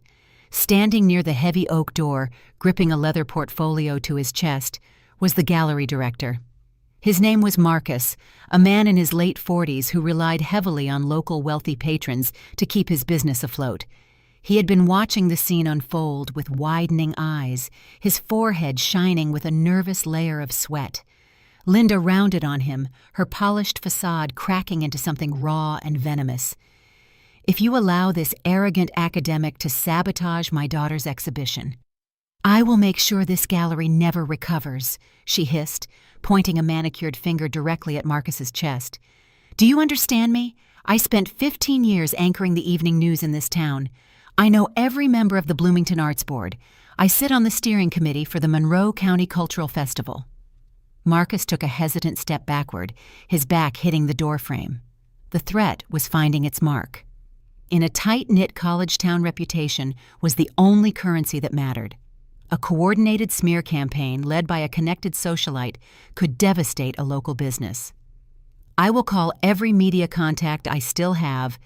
Linda continued, her voice vibrating with a frantic, cornered energy. "I will tell them you run a hostile, unprofessional establishment that allows bitter, estranged siblings to harass your featured artists. I will bury this gallery so deep in bad press, you will have to board up the windows by September." Sarah let out a high, thin whimper, her hands covering her ears, as if trying to block out the sound of our mother's escalating meltdown. Her breathing had grown dangerously fast, shallow, ragged gasps that signaled an impending panic attack. I watched the scene unfold through eyes stinging with dried tears. The chaotic environment felt surreal, like a waking nightmare playing out in slow motion. I felt no joy in watching my mother unravel. The vindication I had craved for weeks was entirely absent. Then a low, rough voice broke through the frantic shouting. "Linda, shut up." The words did not come from Julian, nor did they come from Marcus. They came from the far corner of the viewing room near the coat rack. My father Tom stepped out of the shadows. He had driven them to the gallery today, trailing behind his wife and youngest daughter, as he always did. Tom was a man who spent his entire life avoiding conflict. He was the passive enabler, the quiet Midwestern dad who preferred to retreat to his garage workshop rather than navigate the stormy waters of his wife's demands. He was the man who had deliberately cut an oversized mat board just to keep the peace in his household, aiding a theft simply because saying no to Linda was too exhausting. But as he stepped into the warm track lighting, he looked profoundly aged. The fatigue radiating from his sagging shoulders was a heavy, tangible thing. He looked at the screaming woman he had married. He looked at Sarah, who was trembling and gasping for air on a mahogany chair. Then he turned his gaze to me, standing near the doorway, with red, swollen eyes and a damp, sweat-stained work shirt. He had spent years looking the other way, while his oldest daughter was treated like a disposable resource. He had prioritized a quiet house over a just one.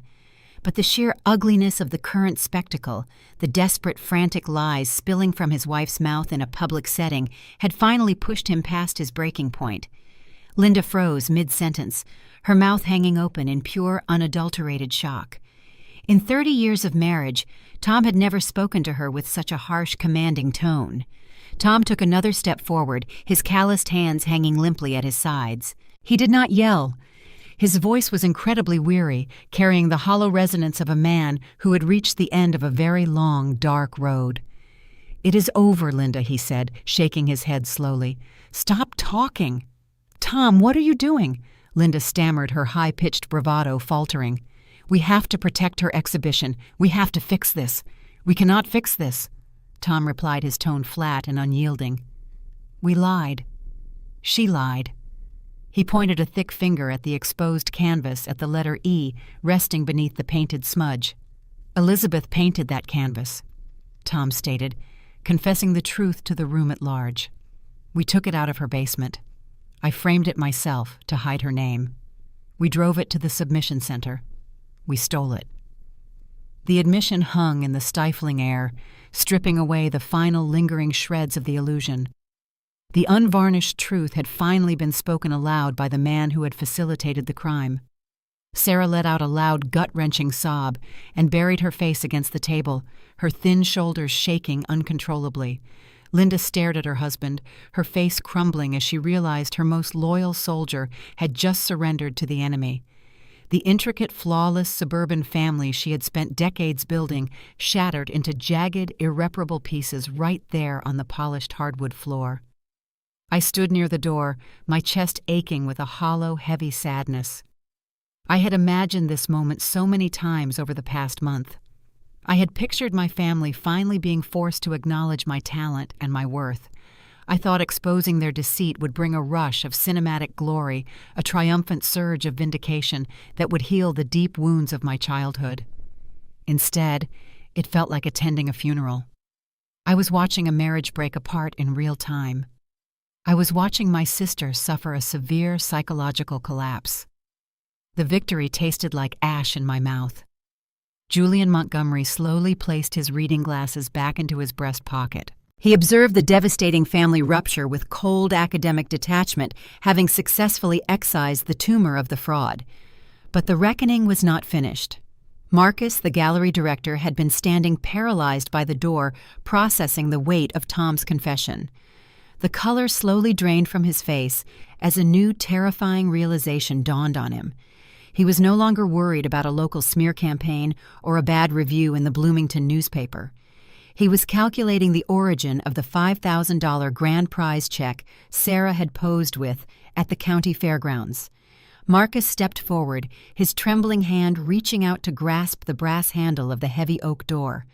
With a loud, definitive click, he turned the deadbolt, locking us inside the stifling viewing room. "This is no longer a private family matter," Marcus said, his voice dropping into a panicked, breathless whisper. "The prize money for this exhibition came from an Indiana Arts Commission grant. That is taxpayer money." The atmosphere in the room shifted instantly, transforming from a messy emotional tragedy into a severe legal crisis. The local bureaucracy we had dragged into this lie was about to demand a terrifying price. The sharp metallic click of the deadbolt sliding into place echoed through the stifling viewing room. The sound severed our connection to the outside world, transforming the small space into a locked pressure cooker. The air conditioning unit above the door sputtered a pathetic warm breath, entirely failing to cool the mounting panic radiating from the gallery director. Marcus ran a trembling hand through his thinning hair. His usually polished professional demeanor had completely evaporated, replaced by a frantic, wild-eyed desperation. He paced 2 steps to the left, then 2 steps back, his leather dress shoes squeaking loudly against the hardwood floor. "Do you people have any idea what you have done?" Marcus demanded, his voice rising into a sharp, frantic pitch. He pointed a shaking finger at the canvas sitting on the easel. That exhibition was not funded by local private donations. The $5,000 grand prize came from a statewide grant program administered directly by the Indiana Arts Commission. The name of the government agency hung in the heavy air like an impending execution order. My father stood frozen in the corner, the gravity of his confessions settling over him like a suffocating shroud. My mother remained unusually silent, her manicured hands gripping the back of the mahogany chair so tightly her knuckles were white. The realization of her actions was finally breaching the walls of her delusion. "That is state money." Marcus continued, a sheen of terrified sweat gathering on his forehead. "That is taxpayer funding. Submitting fraudulent work to secure a government grant is not a harmless suburban lie. It is theft. It is a crime punishable by severe fines and potential criminal prosecution." A profound, bone-chilling terror gripped my chest. I had spent weeks plotting to expose my sister as a fraud. I wanted to humiliate her. I wanted my mother to suffer the sting of public embarrassment, but I had never considered the actual legal ramifications of the contest structure. I was a retail worker living paycheck to paycheck. My understanding of government bureaucracy was limited to renewing my car registration at the Bureau of Motor Vehicles. I looked at Sarah. My younger sister was curled into a tight ball on the chair, her knees pulled to her chest, rocking slightly back and forth. Her breathing was ragged, interspersed with high, thin, whimpering sounds. She was suffering a full-blown panic attack, crumbling under the terrifying prospect of a criminal investigation. She was 23 years old. A fraud conviction would destroy her university, standing her future career and her life. Marcus stopped pacing. He planted his hands flat on the mahogany table, leaning forward with aggressive urgency. "If the state board initiates an audit, they will trace the funds directly back to this gallery," he hissed, his eyes darting frantically between my parents. "They will shut down my operational licenses. I will lose my livelihood. I refuse to be collateral damage in your twisted family drama." He pulled a heavy black leather folder from beneath his arm and slapped it onto the table. He unzipped the portfolio and withdrew a stack of dense, legally formatted documents. He pulled a silver fountain pen from his breast pocket and laid it precisely next to the papers. "We are going to handle this internally right now," Marcus stated, his tone shifting into a desperate, unyielding command. He tapped the top page with his index finger. "This is a standard non-disclosure agreement. It contains a severability clause and an ironclad confidentiality mandate." He looked directly at Sarah, whose pale face was buried in her arms. "You will return the $5,000 cashier's check to me by tomorrow morning. I will wire the funds back to the State Commission, citing an administrative error on my part. We will officially withdraw this canvas from the exhibition, immediately listing personal health reasons as the cause." Then Marcus turned his gaze to me. His eyes were cold, assessing me not as an artist, but as a liability that needed to be neutralized. "And you," he said, pointing the silver pen at my chest, "you will sign away any and all legal claims to this artwork. You will never publicly declare authorship. You will never discuss this meeting, the creation process, or the origin of the canvas. You will bury this narrative forever." The ultimatum was brutal and final. He was offering an escape hatch, a way to sweep the entire horrific ordeal under the rug and save my sister from a state investigation. But the price of admission was my silence. I would have to permanently surrender the only piece of art I was truly proud of. The canvas would languish in a storage closet forever, an orphaned masterpiece stripped of its true creator. Furthermore, Marcus added, casting a wary glance toward Julian Montgomery, who stood silently observing the transaction. "This painting cannot be sold today. There will be no $15,000 transaction. The piece practically ceases to exist." The room fell into a heavy, suffocating silence. The only sounds were Sarah's ragged breathing and the pathetic rattling of the failing air conditioning unit. The psychological toll of the past month crashed down on me, crushing my remaining resolve. I was deeply exhausted. The sleepless nights, the anxiety, the pathetic, drunken voicemail, the frantic sprint across the university campus. It had all drained me entirely. I looked at my mother, who was staring at the floor, a broken, hollow shell of the woman who had marched into my frame shop, demanding my compliance. I looked at my father, who looked ready to collapse from sheer fatigue. And I looked at Sarah, my little sister, a girl who had made a terrible, desperate choice out of fear, now facing the very real threat of a criminal record. I took a slow, shaky step toward the mahogany table. My legs felt like lead weights. Every instinct screaming inside me demanded that I fight for my artwork to claim what was rightfully mine. But the thought of lawyers' state audits and watching my sister get arrested was too much to bear. The trauma of the day was too heavy. The desire to simply make the nightmare end overwhelmed my need for justice. I reached out with a trembling hand, my fingers wrapping around the cool metal barrel of the silver fountain pen. I pulled the thick stack of legal documents closer to me. The dense black text swam before my tired eyes. I searched for the signature line at the bottom of the page, preparing to sign away my voice, my legacy, and my pride. A firm, steady hand clamped down over mine. I gasped, startled by the sudden physical contact. Julian Montgomery had moved silently across the room. His grip over my hand was strong, arresting the downward motion of the pen.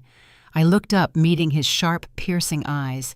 The polite, deceptive charm he had weaponized against my mother was entirely gone. He looked at me with a profound, searing disappointment that cut deeper than any harsh critique he had ever delivered in the university studio. "Do not do this," Elizabeth Julian said softly, his deep baritone voice rumbling with an undeniable authority. I tried to pull my hand away, my voice cracking as a fresh wave of hot tears blurred my vision. "I have to."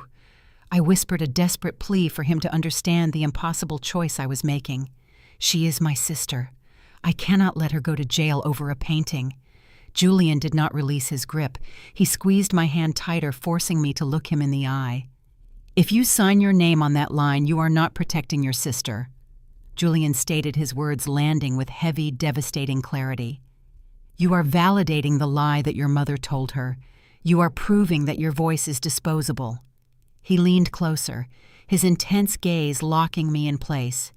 "If you sign away your rights in this room today out of fear, you will never pick up a brush again. You will spend the rest of your life painting from a place of cowardice, and the art will be dead before it even touches the canvas. Do not let them turn you into a ghost." His words struck a deep, resonating chord inside my chest. He was right. Signing the non-disclosure agreement was a death sentence for my creative soul. It was the ultimate surrender, the final capitulation to a family dynamic that had marginalized me my entire life. But as I stood there paralyzed between the terrifying prospect of a state investigation and the agonizing loss of my identity, an unexpected movement broke the standoff. A pale, shaking hand reached across the table and snatched the silver fountain pen right out of my grasp. The silver fountain pen slid roughly against the thick legal paper, scratching a jagged black line across the signature block as it was forcefully yanked from my hand. I gasped, pulling my arm back, startled by the sudden aggressive motion. Julian Montgomery released his firm grip on my wrist, stepping back slightly, his sharp eyes tracking the movement. Sarah stood on the opposite side of the mahogany table. She was trembling so violently that the heavy silver pen rattled audibly against the gold rings on her fingers. Her face was entirely drained of blood, a stark, chalky white that contrasted sharply with the dark purple shadows bruising the skin under her eyes. She looked like a fragile, brittle shell on the verge of total collapse, but she clutched the pen with a fierce, desperate grip. "I am not doing it," Sarah said. Her voice was incredibly thin, barely a whisper, but the words cut through the suffocating heat of the gallery viewing room with absolute clarity. Linda, who had been standing frozen in a state of catatonic shock since her husband's damning confession, suddenly snapped back to life. Her maternal instincts did not kick in to protect her daughter's well-being. They kicked in to protect her own curated narrative. Sarah put the pen down. Linda demanded, her voice shrill and commanding, echoing the harsh disciplinary tone she used when we were children. "You are hysterical. You are not thinking clearly. Let your sister sign the document so we can put this horrific nightmare behind us." Sarah did not obey. For the very first time in 23 years, the golden child defied a direct order from the mother who controlled her every move. She did not even look at Linda. She kept her red, swollen eyes locked entirely on me.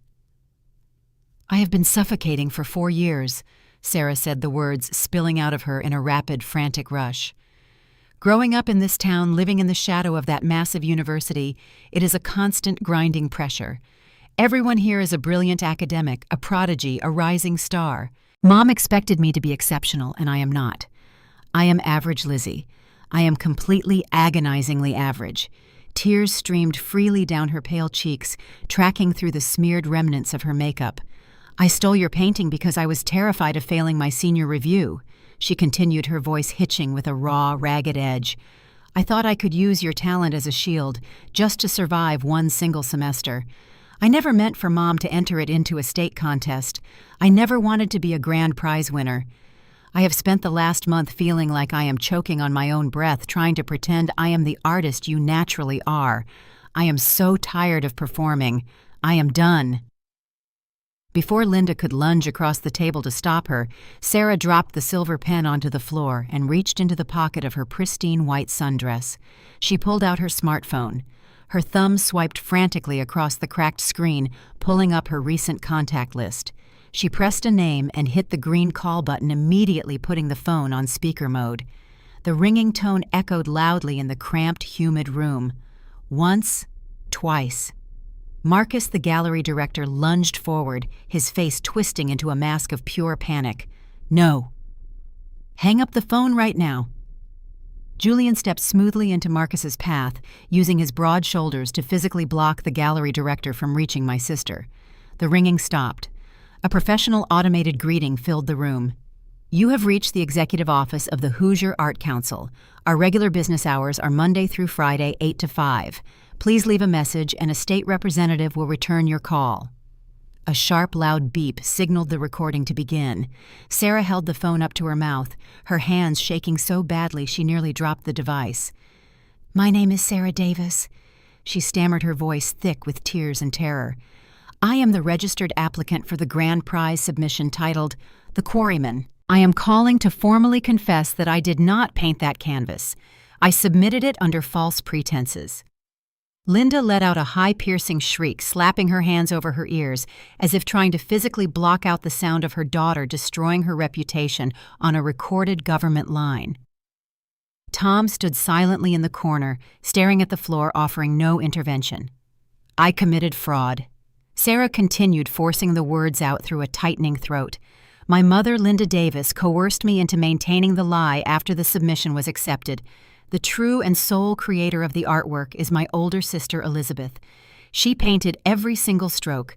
I am returning the $5,000 prize money immediately. I am so deeply sorry for wasting state resources. Sarah tapped the red end call button, severing the connection. The recorded confession was logged into the state bureaucracy, permanently documented and legally undeniable. The trap was sprung, but this time Sarah was the one who pulled the trigger on herself. The sheer magnitude of what she had just done crashed down on her instantly. The immense adrenaline surge that had propelled her through the confession vanished, leaving her body entirely drained and vulnerable. Sarah dropped her phone onto the mahogany table. She let out a sharp, ragged gasp, her hands flying up to clutch her stomach. Her face turned a sickly shade of pale green. She turned away from the table, stumbling blindly toward the corner of the small viewing room. She dropped to her knees beside a sleek metal wastebasket, gripping the rim with white-knuckled fingers. Her shoulders heaved violently as she vomited, emptying her stomach into the trash can. It was a grotesque, pitiful display. The pristine golden child, the curated prodigy of the suburban neighborhood, was reduced to a shaking, miserable mess on the floor of an upscale art gallery. Linda did not move to comfort her. She stood frozen by the table, staring at her youngest daughter with a look of profound, absolute horror. She was paralyzed, unable to process the ugly, unscripted reality unfolding in front of her. I did not hesitate. The cold, calculating resentment I had harbored for the past month evaporated entirely. The anger that had fueled my petty sabotage plot dissolved, replaced by a fierce protective instinct. I rushed across the room, dropping to my knees on the hardwood floor right beside my sister. I did not care about the smell or the humiliating context.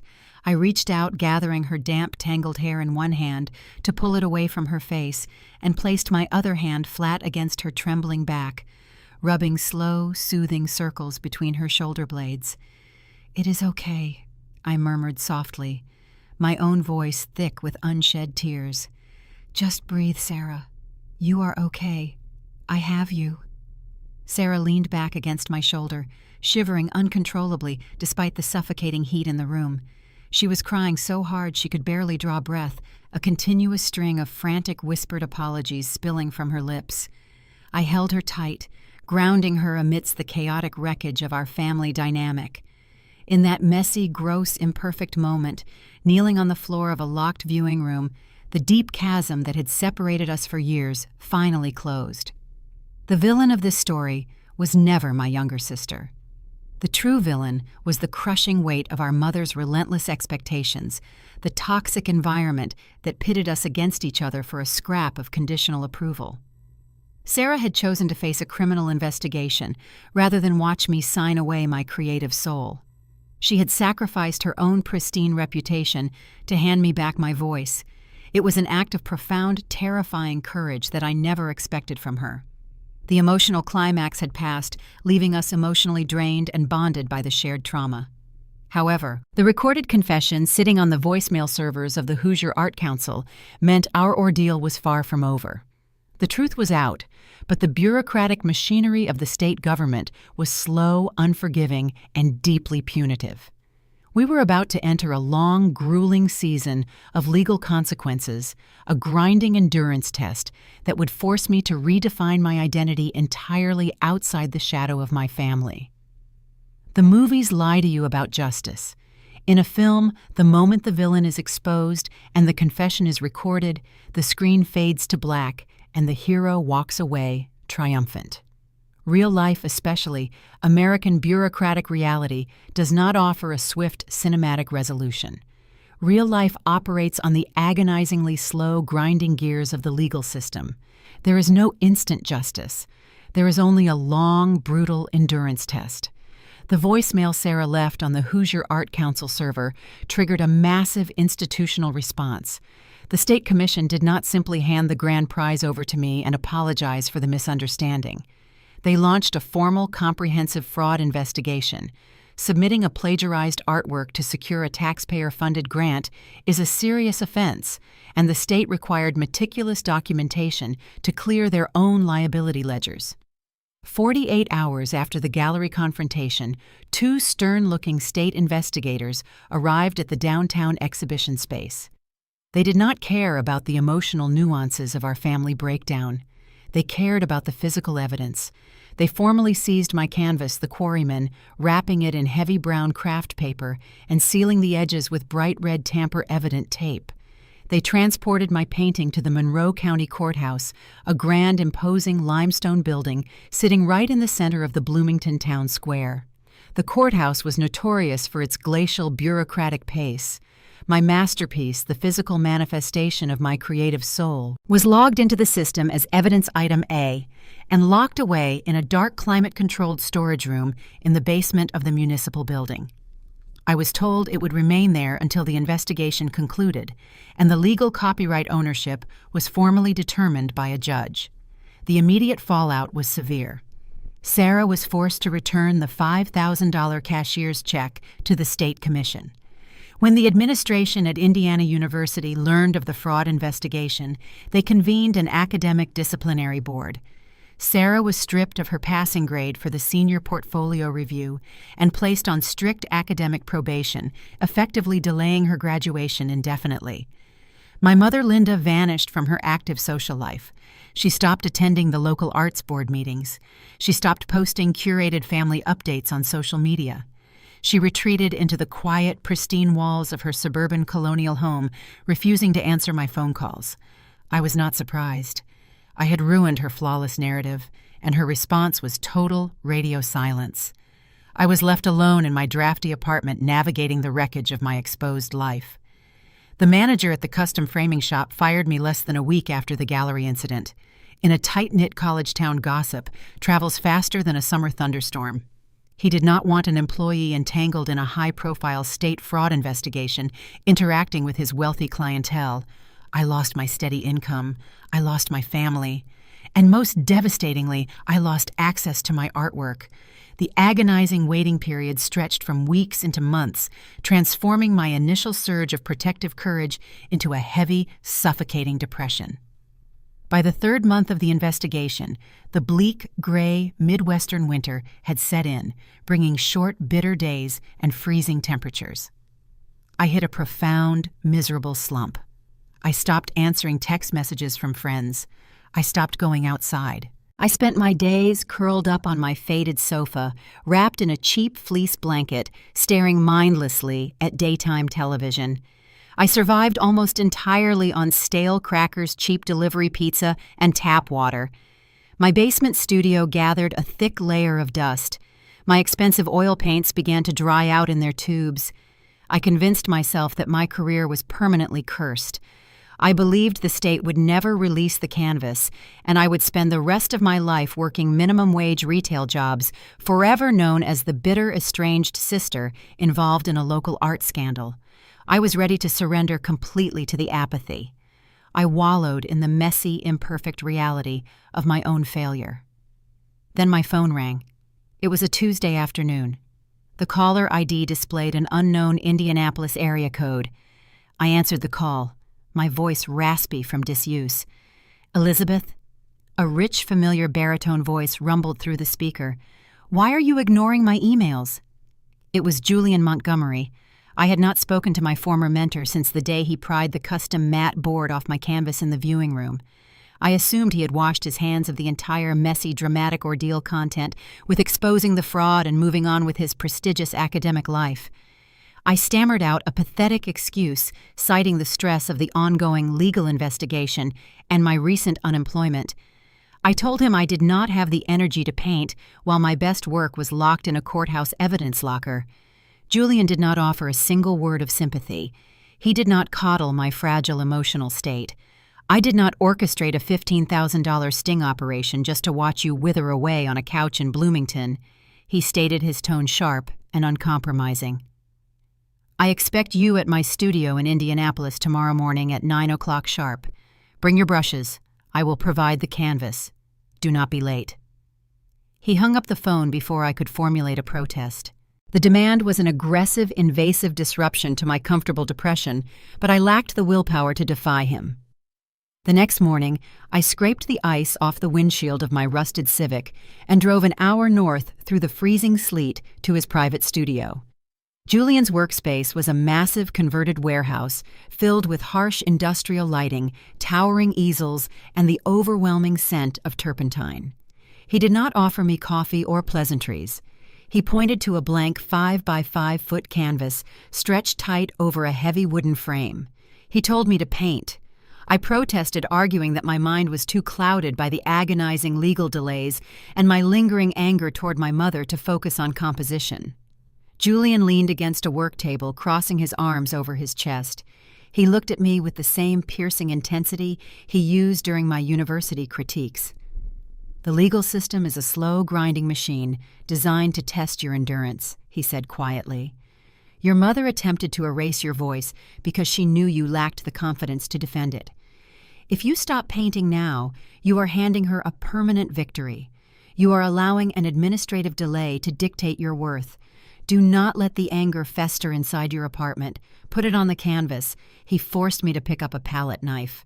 For the next 3 months, Julian became my relentless taskmaster. He called me every single week, demanding I drive up to his studio. He pushed me past my physical and emotional exhaustion. When I painted timid, cautious strokes, he handed me a wider brush and ordered me to attack the canvas. He forced me to confront the deep-seated imposter syndrome that had paralyzed me my entire life. Slowly, the grinding, agonizing waiting period transformed from a punishment into a crucible. I stopped trying to replicate the intricate, delicate realism of the Quarrymen. I abandoned the careful, muted tones I had previously favored. I started painting with a fierce, aggressive energy, channeling the raw betrayal, the suffocating anxiety, and the messy, imperfect reality of my family dynamic directly into the oil paint. I created a new series of portraits focusing on the harsh industrial landscapes of the Indiana Rust Belt, using bold, stark contrasts and heavy, unapologetic textures. The new paintings were not polite. They were loud, commanding, and undeniably confident. The bureaucratic delay I had cursed so bitterly had accidentally forced me to evolve. Stripped of my original masterpiece and isolated from my toxic family environment, I finally discovered a creative voice that was entirely my own, completely separate from the crushing shadow of my mother's expectations. As the harsh winter slowly thawed into an early Midwestern spring, the heavy silence from the county courthouse was finally broken. The formal investigation reached its conclusion, and the state commission was ready to issue their final ruling. The legal ordeal was ending, but I still had to face the quiet, painful reckoning with the parents who had started the entire nightmare. The heavy cream envelope arrived in my mailbox on a damp Tuesday morning 6 months later. The return address bore the official seal of the Indiana Arts Commission. I tore the flap open while standing on the concrete steps of my apartment building. The formal declaration was printed in crisp black ink. The state investigation had concluded. The fraud was officially documented, and the legal copyright for the painting was formally transferred back to my name. The Monroe County Courthouse evidence locker had released the hold. I was finally allowed to retrieve my artwork. Walking into the basement of that imposing limestone municipal building felt like stepping into a tomb. A tired clerk handed me the canvas still wrapped in heavy brown craft paper and sealed with bright red evidence tape. I carried it out to my rusted car, carefully laying it across the back seat. I did not feel an overwhelming rush of cinematic triumph as I turned the ignition. I felt a profound, heavy exhaustion. The state had validated my truth, but the bureaucratic victory cost me my entire family structure. There was one final piece of business to attend to before I could truly move forward. I needed to close the door on the people who had started this long, grueling nightmare. I sent a brief text message to my father setting a time and a location. I chose a neutral public setting to prevent any theatrical outbursts. I picked a quiet, unpretentious diner located just off the main town square in Bloomington. It was a classic Midwestern staple, a place where retired professors drank black drip coffee and college students nursed hangovers over plates of greasy hash browns. It lacked the upscale pretension my mother craved, which was exactly why I chose it as our meeting ground. I arrived 10 minutes early. I sat in a faded red vinyl booth near the back of the restaurant, wrapping my cold hands around a thick ceramic mug of black coffee. The diner smelled of maple syrup and old frying grease. I watched the spring rain streak down the large plate glass window, focusing on my breathing. I had spent 6 months painting my anger onto new canvases under Julian Montgomery's harsh tutelage. I had built a new foundation for my career. Yet sitting in that booth, waiting for the parents who had casually discarded my worth, my heart still drummed an anxious, irregular beat against my ribs. The bell above the diner door jingled. Tom and Linda walked inside. The physical contrast between my parents was jarring. My father looked profoundly aged. The past 6 months of legal turmoil and family fracture had drained the quiet, enabling comfort he used to hide behind. His shoulders sagged under a cheap windbreaker. He looked at the floor as he walked toward my booth, pulling out the vinyl chair and sliding in opposite me. My mother, however, refused to show a single crack in her armor. Linda wore a tailored trench coat and pristine pearl earrings. Her hair was styled into the same rigid helmet she wore during her local news anchor days. She sat down next to my father, placing her designer handbag on the table like a defensive barrier. We sat in a heavy, strained silence while a waitress poured them water and quickly retreated. I did not offer polite small talk. I let the silence stretch, forcing them to navigate the awkwardness. Tom stared at his water glass. He cleared his throat, his voice coming out as a raspy, fragile whisper. He told me he was sorry. He said he knew an apology could not undo the theft or the framing or the lies. He admitted he had been a coward for hiding in his garage while his wife orchestrated a crime. He looked up at me with red-rimmed eyes and asked if there was any way to repair the immense damage he had caused. Before I could respond to my father, Linda let out a sharp, dismissive scoff. She adjusted her pearls, her posture stiffening into a rigid, unyielding line. She did not offer an apology. She offered a blistering indictment. She leaned across the sticky diner table, her voice dropping into a harsh, venomous hiss. She told me I had ruined everything. She said her pristine reputation in the Bloomington social circles was in tatters. The local arts board had quietly asked her to step down from the steering committee due to the state fraud investigation. Her former media colleagues were whispering about the embarrassing scandal at every country club luncheon. She pointed a manicured finger at my chest. She blamed me for tearing our family apart over a piece of canvas. She said a good, loyal daughter would have signed the non-disclosure agreement at the gallery to protect her younger sister. She accused me of being selfish, vindictive, and cruel. She demanded a formal apology from me for escalating a simple domestic misunderstanding into a public government spectacle that humiliated our family name. I sat back in the red vinyl booth and listened to her unspool her frantic, delusional narrative. I had spent my entire childhood terrified of her disapproval. I used to measure my own self-worth by the rare fleeting moments she offered me a scrap of praise. I expected this final confrontation to feel like a high-stakes battle. I expected to feel a surge of righteous cinematic power as I shot down her arguments with clever rehearsed retorts. But staring at her across the table, listening to her prioritize her country club status over my artistic survival, I felt no anger. I only felt a deep, hollow pity. She was trapped in a prison of optics, unable to comprehend the concept of genuine, unconditional love. I reached into my canvas tote bag resting on the seat beside me. I pulled out a crisp manila folder. I did not have a dramatic, biting remark prepared. I was simply done playing her twisted games. I slid the folder across the sticky tabletop until it rested directly in front of her perfectly manicured hands. As I pushed the folder, a slight tremor ran through my fingers. My hands shook visibly against the table.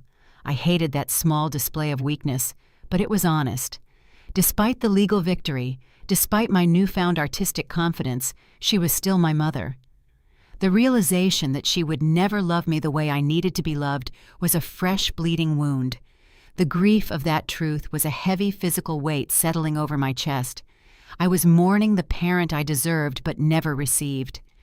Linda looked at the folder with narrowed, suspicious eyes. She opened the cover.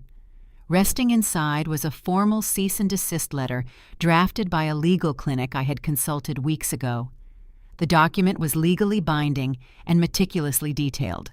It officially barred Linda from speaking on my behalf, claiming any affiliation with my artwork, or interacting with any of my professional contacts, gallery directors, or future buyers. It legally severed her ability to use my name or my rising career as social currency. She read the bold legal header. Her face drained of color, the polished news anchor facade finally crumbling under the weight of a legal boundary she could not manipulate. She looked up at me, her mouth opening and closing, without producing a single sound. The realization that she had permanently lost control over my narrative paralyzed her vocal cords. I looked my mother directly in the eye. I kept my voice quiet, though it wavered with the raw emotion I could no longer suppress. "I am not doing this anymore, Mom," I said. "You loved the idea of a successful daughter, but you never actually loved us. You loved the performance of motherhood." I did not wait for her to formulate a defense. I pulled a $5 bill from my pocket and placed it on the table to cover my black coffee. I stood up from the vinyl booth. I looked at my father, offering him a small, sad nod of acknowledgement. He lowered his head, accepting the finality of the moment without protest. I turned and walked out of the diner. The bell above the door jingled a cheerful tune as I stepped back out onto the Bloomington town square. The crisp spring air hit my face clean and refreshing, washing away the stale diner smells and the heavy, suffocating tension of my past. Is it harder to forgive the person who stole from you, or the person who manipulated them into doing it? 1 year has passed since I left $5 on a sticky diner table and walked out into the crisp spring air. Today, I stand in a space that belongs entirely to me. Natural sunlight pours through the large industrial windows of my new art studio, a converted loft located just south of the Bloomington city center. The room smells of fresh linseed oil, mineral spirits, and brewing coffee. I no longer work in the custom framing shop. I no longer live in a drafty, cramped apartment. I bought my freedom, but the transaction did not happen the way I originally envisioned. The canvas. The Quarrymen sat propped on an easel in Julian Montgomery's private workspace for 2 weeks after the state formally released it from the evidence locker. I expected him to produce a check. I assumed the $15,000 he offered during his intricate gallery sting operation was a standing promise. I drove up to Indianapolis ready to sign a standard bill of sale and hand over the piece. Julian dashed that expectation within 10 seconds of my arrival. He stood in front of the artwork, his hands clasped behind his back, and flatly refused to purchase it. He told me that hiding this painting in a private collection would be an insult to the ordeal I survived to reclaim it. He said my voice did not belong locked in a wealthy patron's residential hallway. Then he introduced the woman sitting quietly on the leather sofa in the corner of his workshop. She was the head acquisitions curator for a prestigious regional art museum based in Chicago, a cultural institution dedicated to celebrating authentic Midwestern labor and history. Julian had leveraged his formidable academic network to bring her down to Indiana. He facilitated the introduction, but that was the extent of his charity. He stepped away from the table, crossed his arms, and forced me to conduct the business meeting myself. My palms sweat as the curator slid a multi-page acquisition contract across the table. Memories of the devastating indemnification clause at the State Arts Council flared in my mind. The urge to shrink back to let an authority figure dictate the terms tugged at my nerves. Julian offered no rescue. He watched me with sharp, expecting eyes. I took a deep breath. I read every single paragraph. I questioned the exhibition rights, the reproduction royalties, and the permanent display parameters. When we reached the financial valuation, I did not accept her initial offer. I advocated for the hours of labor, the unique physical limestone aggregate, and the emotional toll embedded in the pigment. I secured a $20,000 acquisition fee. I signed the paperwork with a steady hand, retaining the copyright while granting the museum physical ownership. That money provided the foundation for my independence. My parents faded into the background of my new reality. Our relationship devolved into a sterile, non-existent void. I did not enact a grand theatrical revenge against my mother. I did not storm her country club luncheons or confront her high society friends.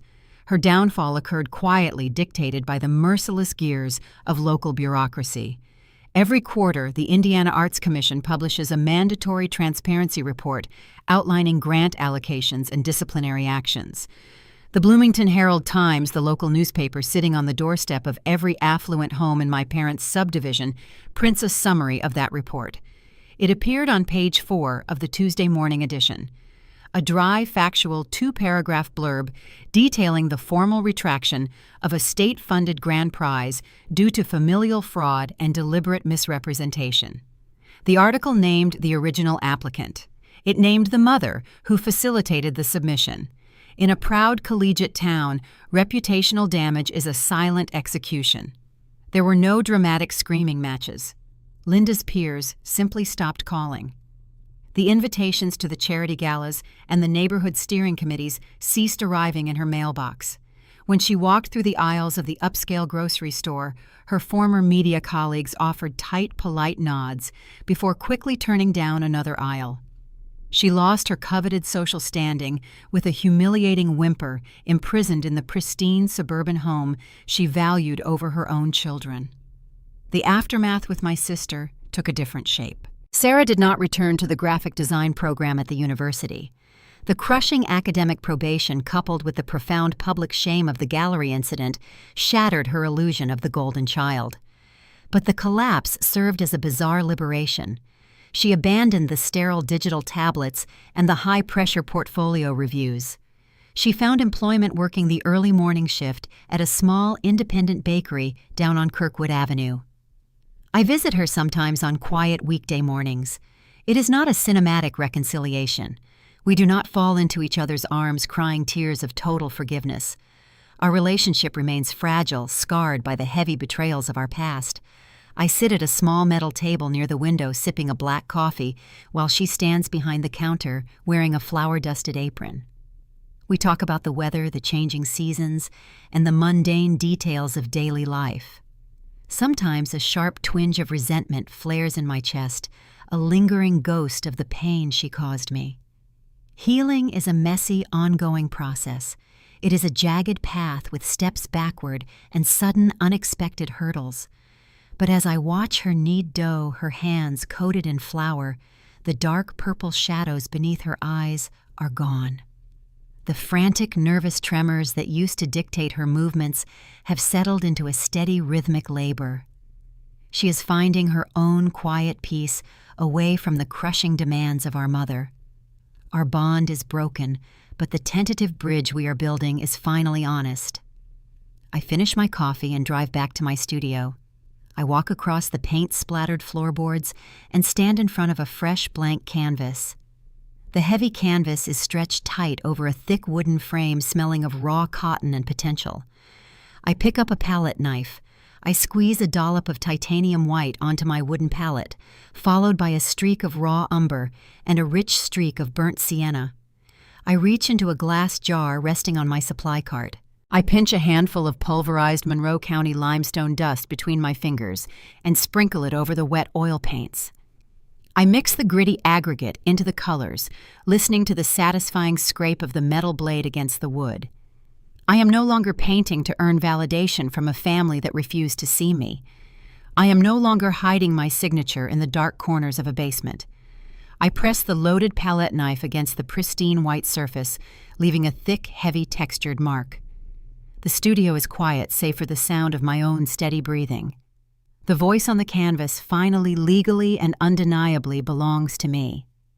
As I stand in the quiet warmth of my studio, wiping a streak of raw umber from my hands, I often look back at the terrified girl who shattered her coffee mug in the kitchen sink. She felt so small, convinced that her entire identity could be boxed up and driven away in the bed of a pickup truck. It took a stolen canvas, a locked gallery door, and a grueling legal battle to teach me the defining truths I carry today. First, I learned that seeking validation from people committed to misunderstanding you is a battle you will always lose. I spent 26 years waiting for my parents to acknowledge my talent, believing their approval was the ultimate prize. But your worth exists entirely independent of their applause.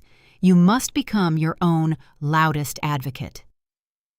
Second, I realized that true justice is rarely a swift cinematic victory. It requires quiet, relentless endurance. The legal system tested my resolve with endless paperwork and glacial delays, hoping I would simply fade into the background. Justice belongs to those who refuse to surrender when the grinding machinery of bureaucracy tries to wear them down. Third, family is a biological reality, but access to your life is a privilege that must be earned. Sliding that legal folder across the sticky diner table to my mother was the hardest thing I have ever done. It taught me that setting ironclad boundaries is not an act of cruelty. It is an act of fundamental survival. You are allowed to walk away from toxic environments to protect your soul. Fourth, healing does not demand perfect reconciliation. Rebuilding a tentative, scarred connection with my sister over morning coffee showed me that forgiveness is not a clean slate. It is a messy, fragile, and often painful process. You do not have to forget the deep betrayal, but choosing to let go of the consuming bitterness is a necessary gift you give yourself. Finally, I learned that they can steal your canvas, alter your narrative, and try to scratch away your signature, but they cannot permanently steal your voice. Authenticity has a specific, undeniable weight.